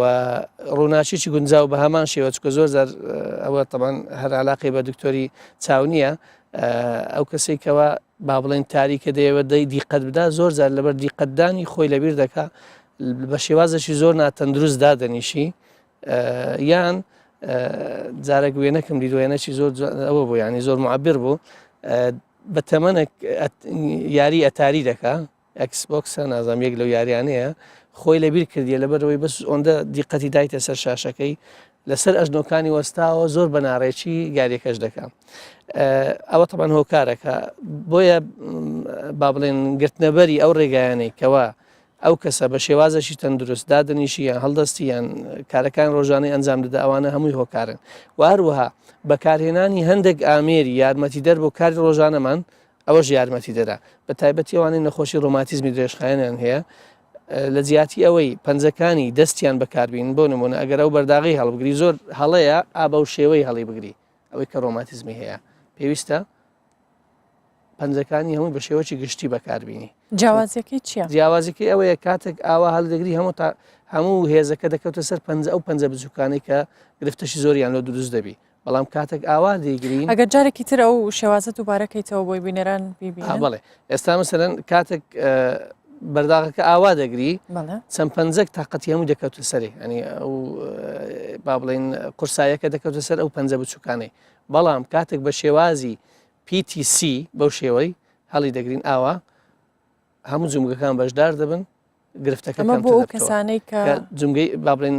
درێژخایانیان هەیە با بڵێن هەوکردنی جومگەی ڕۆماتیزمیان هەیە یان ئەوانی هەر جۆرێک لە ڕۆماتیزم کە دووساری پەنجەکان دەبتەوە بۆ کەسی ئاسایی کە کێشەی نەبێ ئاساییە ئاساییە بەس باشترە کودی ئەویان بۆ دروست ئەوە هەر بۆ ئەوەیە ینی بەحسا بۆ یارمەتیدانە بەڵام زۆر زار گرفتمان بۆ دروست دەکات ئەوە شێوازێک بەکارهێنانی هەندێک ئامێری تایبەتیە بۆ ئەو نەخۆشانە هەتا مڵاک بەکارهێنانی مڵاک بەکارهێنانی چەتاڵیان بەکارهێنانی هەتا چەقۆت تایبەتیە هەتا پەنجەکانیان زەختی زۆر نەکەوتە سەری شێوازەی تایبەتی هەیە دەرکردنەوەی دەرگا ئاوا دەرکەی ناکەنەوە دەتوانن ئەنیشتیان بەکاربین بەکردنەوەی دەرگاکە ئەوانە هەموو شێوازن بۆی جومگەکانمان پارێزین زەختیان کاری پێنەکەن زۆریان ئازاری نەدەن تەمانەمانە ئەوە نییە کە هیچ یاریەکی پێ نەکەنیان هیچ نەیجوولێنن ئەسڵەن ئەمە دەمانەوە بیجوولێنین بەڵام ئەو کارانە کاری گرانن بۆ زەرجومگەکان دەکرێت هەندێک یاری تایبەتی هەندێک وەرزش تایبەتیە بۆ ئەوان دیاری دەکرێت بۆ ئەوەی ماسوولکەکانیان توانای ماسوولکەکانیان پارێزن ئەوەش هۆکارەشی دیکە یان تەکنیکەشی دیە لە تەکنیکەکانی پاراستنی جومگەکانمان باش و هەروە ئەفون نقطەشی دیش لەبیر نەکەم ئەو کارانەی ئەنجامی دەدەین بتوانین بە کەمترین وزە کارەکانمان ئەنجام بدەین واتە کارێک مەکە یان شێوازێک بەکارمەینە کە وزەی زۆری بووێ تااقەی زۆر لە شت پێویست بی هەتا و کاری ئەنجام بدەیت چکە زۆر ئامێر هەیە کارەکەت بۆ ئاسان دەکات دەتوانانی و ئامێرانە بەکاتە خۆماندووکردن کاریگەری خراپی بێگومان بە تایبەتیش ئەگەر ماندووکردنەکە وەگوتمان بە شێوازەشی ناڕێکیش بی ئەوە دەبتە دەبڵیانی دکتۆر بینە سەر چارەسەریەکان سەرەتا باسی چارەسەری سروشتی یان فیزیایی بکەین دواتر دێنە سەر شێوازی چارەسەری دەرمان و جۆرەکانی بڵێ هەر کاتێک باسی چارەسەری نەخۆشی جومگەکان بە شێوەی گشتی دەکەین پۆلێن دەکرێن بۆ ئەو چارەسەریانەی کە دەرمان نین و ئەو چارەسەریانی کە دەرمانن ئەوانی دەرمان نین طبعاً یەک لەوانە گرنگترین چارەسەری کۆمەڵێک ڕێنماییە یەک لەو ڕێمانە تازە باسمان کرد شێوازی تەکنیکانی پاراستنی جومگە ئەوە لە چارەسەریەکان حسابە چکە ئەو کاری ڕۆژانەیە دووەم شێوازی ژیانی ئەو کەسە لایف ستایلەکەی قەڵەوی و لاوازی و هەتا شێوازی خەوتن و دانیشتن و ئەوانە باسمان کرد خاڵەشی دیکە وەرزشکردنەکی با بڵین بەردەوام ئەگەر ماوەکەشی کوردبی ئەمە مشکلەکە گرفتەکەوەیە زۆربەی خەڵک کە وەرزش دەکا هەندێک حەماسە دەیگری بیدایە دەست پێ دەکا فترە گەرم و گوڕە لەسەری دوایە دوور دەکەوتەوە لە وەرزشەکەی وەرزشی کەم بەڵام بەردەوام زۆر کاریگەریەکەی باشترە لە وەرزشی زۆر توندی کەم لە ماوەچی کەم و لە دوایە داببڕێ ئەوەش دواییش وەرزشەکان تەمان بە جۆرها شێوازەکانی ڕۆیشتن مەلەکردن مەسەرەن یەک لەوانە مەلەکردن بە زۆربەی تایبەتی گرفتەکانی بڕبڕی پشت یەک لەو وەرزشانەیە کە پێ دەگوترێت وەرزشی نمونەیی بۆ ئەو کەسانە طبعاً وەکوتمان خواردن و ڕێکردن و ئەوانش لە شێوازێک لەگەڵ ئەوەش چارەسەری سروشتیشمان هەیە بە بەکارهێنانیان چارەسەری فیزیایی بە بەکارهێنانی کۆمەڵک ئامێری گەرمی کارەبایی و پێدانی کۆمەڵک ڕاهێنانی تایبەت بە جومگە ئەمە بۆ هەموو ئەو کەسانە کە ڕۆماتیزمیان هەیە ئەیانگرێتەوە یان شێوازەکەی زۆربەی زۆریان دەیانگرێتەوە بەڵام هەر نەخۆشە بە گوێرەی خۆی چارەسەریەکەی دیاری دەکرێت بەڵێ بینە سەر شێوازی چارەسەریەکانی دیکە کە بە دەرمانە بڵێ شێوازی دەرمانیش بە هەمان شێوە لەسەر زۆری نەخۆشیەکەی دەوەستی ئەو دەرمانانە کۆمەڵک دەرمانمان هەیە دەرمانی تەنها کەمکردنەوەی ژانی نەخۆشەکەیە لەگەڵ کەمکردنەوەی هەوکردنەکەی بەڵام جۆرە گرنگەکەی کە پێویستە ئەو نەخۆشانی بە تایبەتی ئەوانەی کە نەخۆشی ڕۆماتیزمی درێژخایانیان هەیە زۆر پێویستە پابند بن بە دەرمانەکانیان و زیادی و کەمی لە بڕی خواردنی دەرمانەکان بە کەیف خۆیان بە دەستکاری نەکەن یان نەیوەستێنن چونکە زۆر جار وەستاندنی یەک هەندێک لەو دەرمانانەش دەبێتە هۆکاری ئەوەی کە گرفتەشی دیکەی ڕۆماتیزمیان گرفتەشی دیکەی تەندروستی بۆ ئەو نەخۆشە دروست بکات. بەڵێ دکتۆر مەهدی خالید پزیشکی پسپۆڕی ڕۆماتیزم و چارەسەری سروشتی زۆر سپاس بۆ ئامادەبوون دەستخۆش زۆر سپاس. بەڵێ بەڕێزان ئەچینە لای هاوکارمان حەسەن کۆسن لە شاری دیاربەکری باکووری کوردستان لەوێ چاوپێکەوتنێکی لەگەڵ هونەرمەند شێخ میسبەسێ فەرقینی توێژەر و هەڵبەستوان ئەنجام داوە پێکەوە زانیاری زیاتر دەبینی.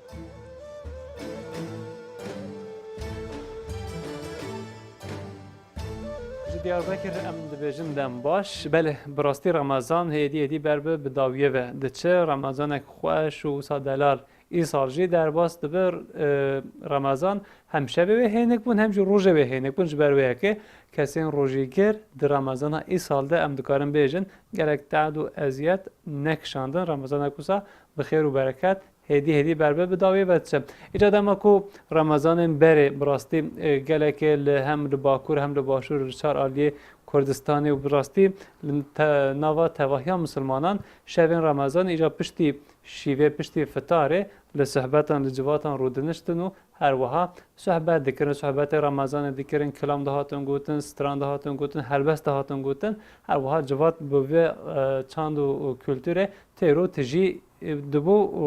şevên Remezanê jî bi vê şahiyê bi vê rengî derbas dibûn. Îca mehvanê kesayetiyeke hêjan e kesayetiyeke ku di nav civaka Kurdan de navdar e birêz Şêx Mizbehê Farqînî em mehvanê wî ne li mala wan e ew jî hinekî sehbeta li ser Remezanê em ê bi birêz şêx re bikin. Ez benê Selamu aleykum em bêjin Remezana we jî xêr û xweşî bî inşallah. رمضان واجی گلک پیروز به خدای تعالی گلک نظام رمضان خوش روزی خوش بکن نصیبه و خلق ما و ملت ما ان شاء الله به متا خدا. بله مرحبا. ایجا هم مگود معلومه در رمضان برده و صحبت و از بجم کیف و خوشیه که بو. حتی پاشی با پشتی کت فطرین ملا اذان داده حتی پاشی با مالا یکی یا مالا مزنه گند یا مالا شیخ کی یا دیوانه کی دجبيان كجروكات قوتن بهالبسات قوتن كلامات قوتن سربيهاتيات قوتن وحتى باشي بس صحبتي وابويا ويا خلقي بري دوام ذكر انا وقالنك ورتي رابونا برخوش تشكي وبري رمضان اساسا دا بكردي ام بين روجي بمعنى الرجية يعني بري اسلاميته بري كحضرة محمد صلى الله تعالى عليه وسلم حضرة خداي تعالى قرآن جرى نشان دبو بريوي كس مسلمان تنبو كرد جي دينك يواني ايري هبون هر ملتي هبو كرداجي هبو تك ملتي بري كردا مسلمان نبيه كرد بري تمامي عالم الدنيا مسلمان بنا وكردا تو وقت جي بحضرة محمد رب صحابي الشر نكريه بقيدو شرط تسليم الدين الاسلامي بنا روجي دقرت روجي بمعنى الرجيه انا جي خلقي عيسوي سورياني النصراني كنت بين جمارة شيسرو روجيا دقرن رجي يعني تشتري رونين اخون يعني تشتري هما قوشتو او رون دون زيتي يعني تشتري رونين اخون نانو تريد خوارن نانو زبشات خوارن نانو بنتقات خوارن نانو آبت خوارن شيسرو كرداجي بري وصاد كر نبي روجيا بروجيا حد بك الرجية نبي رجي يعني تشتكي الرون تتنى بالرجية. جخوا الشيخ باشتر جي دزانه هر وها جالية صحة واجي قالك فايدين روجيا هي حتى لسيرفيه كي لكلين زانستيزي هر وها تنكرن لسر روجيا او روجي جبو صحة انساني هم جبو ماديات هم جبو معنويات انساني روحيات انساني خاص فايده هي لسيرفيه لكلين زانستيجي تكرم اجا امي معلومه بالشيخ امر امي هنا كيجي امي لسر دناف هالبستا دا امي هرن براستي هم متخاذ هناك بيت جمره بخوين برز الشيخ مذبح وهم جي هناك بحثا از بيجم رابوريك اويا بسيده جگرخون جي هي هر وها در دوره 47 روز وقت بیره در باز کرده از برم جوانی خدا آنجا بچوکیات همانی خدا هناك بحثا ويجي متخاذم بكن لي بالي شبريا و از بني هون خازن لسر پیغمبر علیه الصلاة والسلام و بیت هکی هم تخازن هم بخونه کرداجی رو 21 روزی دیگر ترجی دخوارن سری ماها آداری حتی 21 ماها آداری روزی دیگرتن ایجا ماها آداری سمبولا کردایه چقا بلا و مصیبت و قنجی و باشی و خرابی تب ماها آداری ده تسری کردا ایجا بیتکی سر مادم یکو ماه رمضان امجی روزی پاشی به روزی ما 13 روز کی وسا مادم قی خودی قبول بکن ان شاء الله آبی من کو اعدام بول خار پیته سال 1925 ده بیا بیتاویه از بخوین فقط عمری مش حشتی پر در باس بیه بری دنگم پر خوش بود بک وانا نخوش بجی نزانم اما از سر حضرت محمد صلی الله تعالی علیه و سلم بیتکی بجم كلام كده محمد سيدي على شفيع رجاء ميزاني چراغ دي آدم خداني وحي فرقاني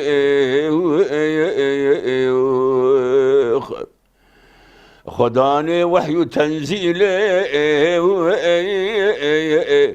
بأقلابي وتحويلي قلم دا نسخة إنجيلي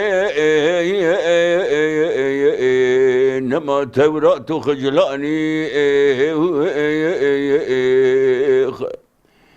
چه إنجيل و چه توراة ده منسوخ وملغات بوان ناوان مسمات حكم شو كنز عرفاني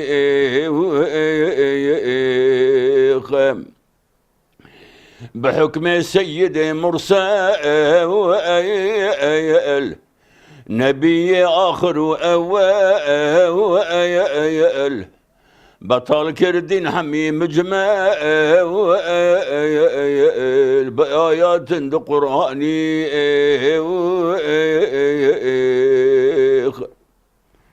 مرحبا فزباني ساعت خوش اجا معلومه هون به هلبستوانی خواجی هون تین ناس کردن نزانین نه سلام مشهورم از بمسؤول بهس بالبسوان أما يعني مثلا چقدر شاعر كردار دنيا دان الشعر تبصانه از تمام دیوان جگر خونش برم از تمام دیوان ملای زیرش برم از تمام مموزینش برم از دیوان عبدالرحمن آختپش برم دیوان سیاپوش نهده بیتی ویزانم سیاپوش فرقینی 305 سال بری رحمت کریه يعني وانا تبزانم مراقه چه بکه لسر چت لکولین بکه مردوی ده ماهری بیتشتی امجی دگوشن که گوته تمام جلی من کبرن پیشمالا منویه لامجي تشتكتوا نبد حق الشعراء ده حقيقة از يك اميرم چونكي الكردستان عراقي تمام شاعر الدنيا هاتبون ول يك اميني من كاركر مداليا دانا من مداليا من شاهده من هنا البرا مثلا ملا عماديني باطماني ملا عارف البرا شاهده من شاهده من هنا إيش ديوانا ملا هون تخازن بيتك جمرة بيجا شعبان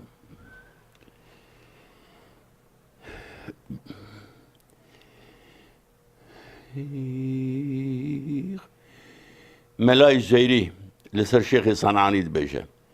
مين نويو شي شيخ سين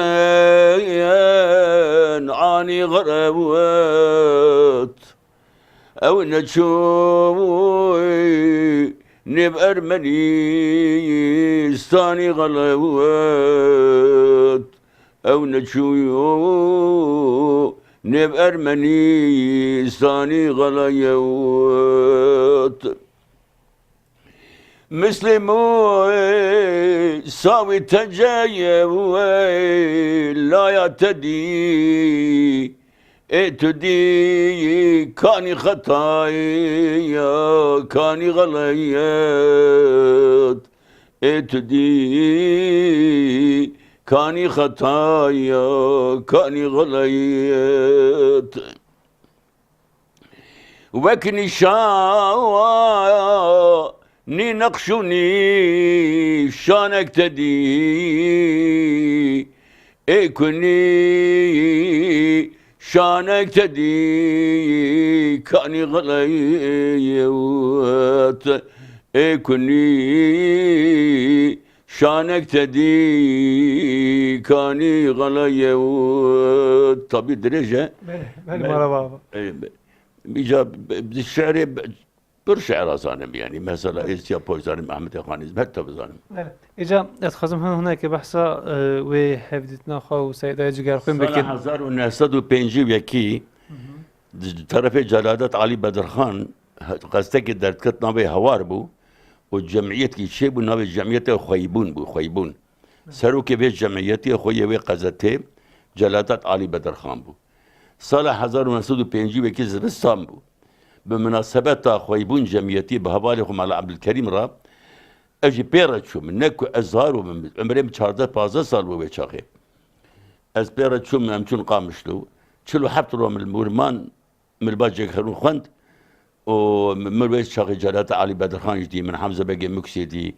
من الدكتور نور الدين زاز دي من الدكتور بيطار نوري درسم دي من الحسن السردي دي من حمزة بقي مكسي دي مبانا تبدي عيني صالح بهاري جلالة علي بدر خان كنا بيدانا بيرا قدري كتبيركي ورحمتك صد كوريا جلالة علي بدر خان مالا مني انا قيزة كوي هي او جوال هوليري مالا معلومه وقت جي هناك طنجة اجا نهار وجوا چا در واسطه مثلا هناك ارشيفك يا و برهمين كو و گوتنا ما شاء الله هموجي ده حافظه و ده هي وصاب كرتاسي روجوا چا در واسطه بالنهار روجا ما كتب كي دسيم ده دنفسين اديب كرده و ادبيات كردي مهنه قدانديه وحتى انا 13000 گوتني با بيرا من نفسانديه يعني كوب تركيبين اطو سوزي حتى انا 13000 نفسانديه لبانا وتكم او جانا قدرتم چارشيجي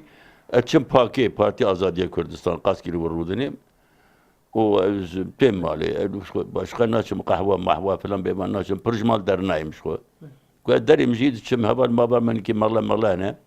هبالي من عالم تنور امش غير صحبتك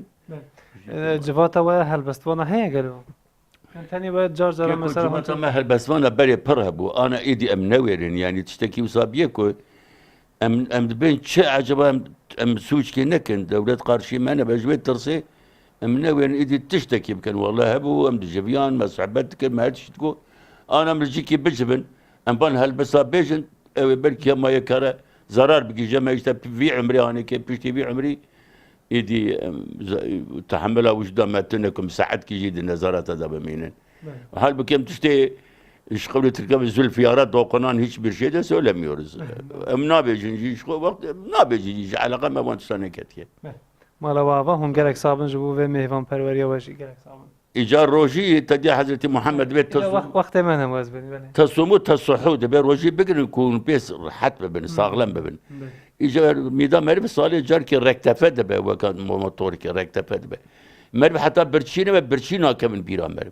Yani her tiştek Xuda Teala emir kire ji boy meye. Ne ji boy Xuda yani ji boy Xuda em çetkin ama emre Xuda bijitinin. İhtiyaca Xuda çe rojul meja meye.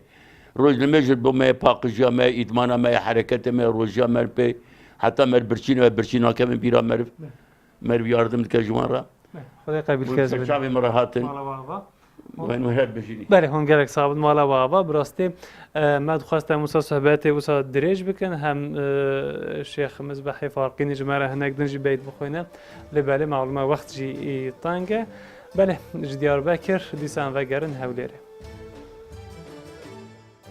سپاس بۆ هاوکارمان حەسەن کۆسن لە دیاربەکرەوە لەگەڵمان بوو سپاس بۆ میوانەکەشی پاشیفتان پێشکەشکرا تاوەکو بەرنمەیەکی تر و دەینۆڵەتان کاتێکی خۆش بە هەمووتان قاتن.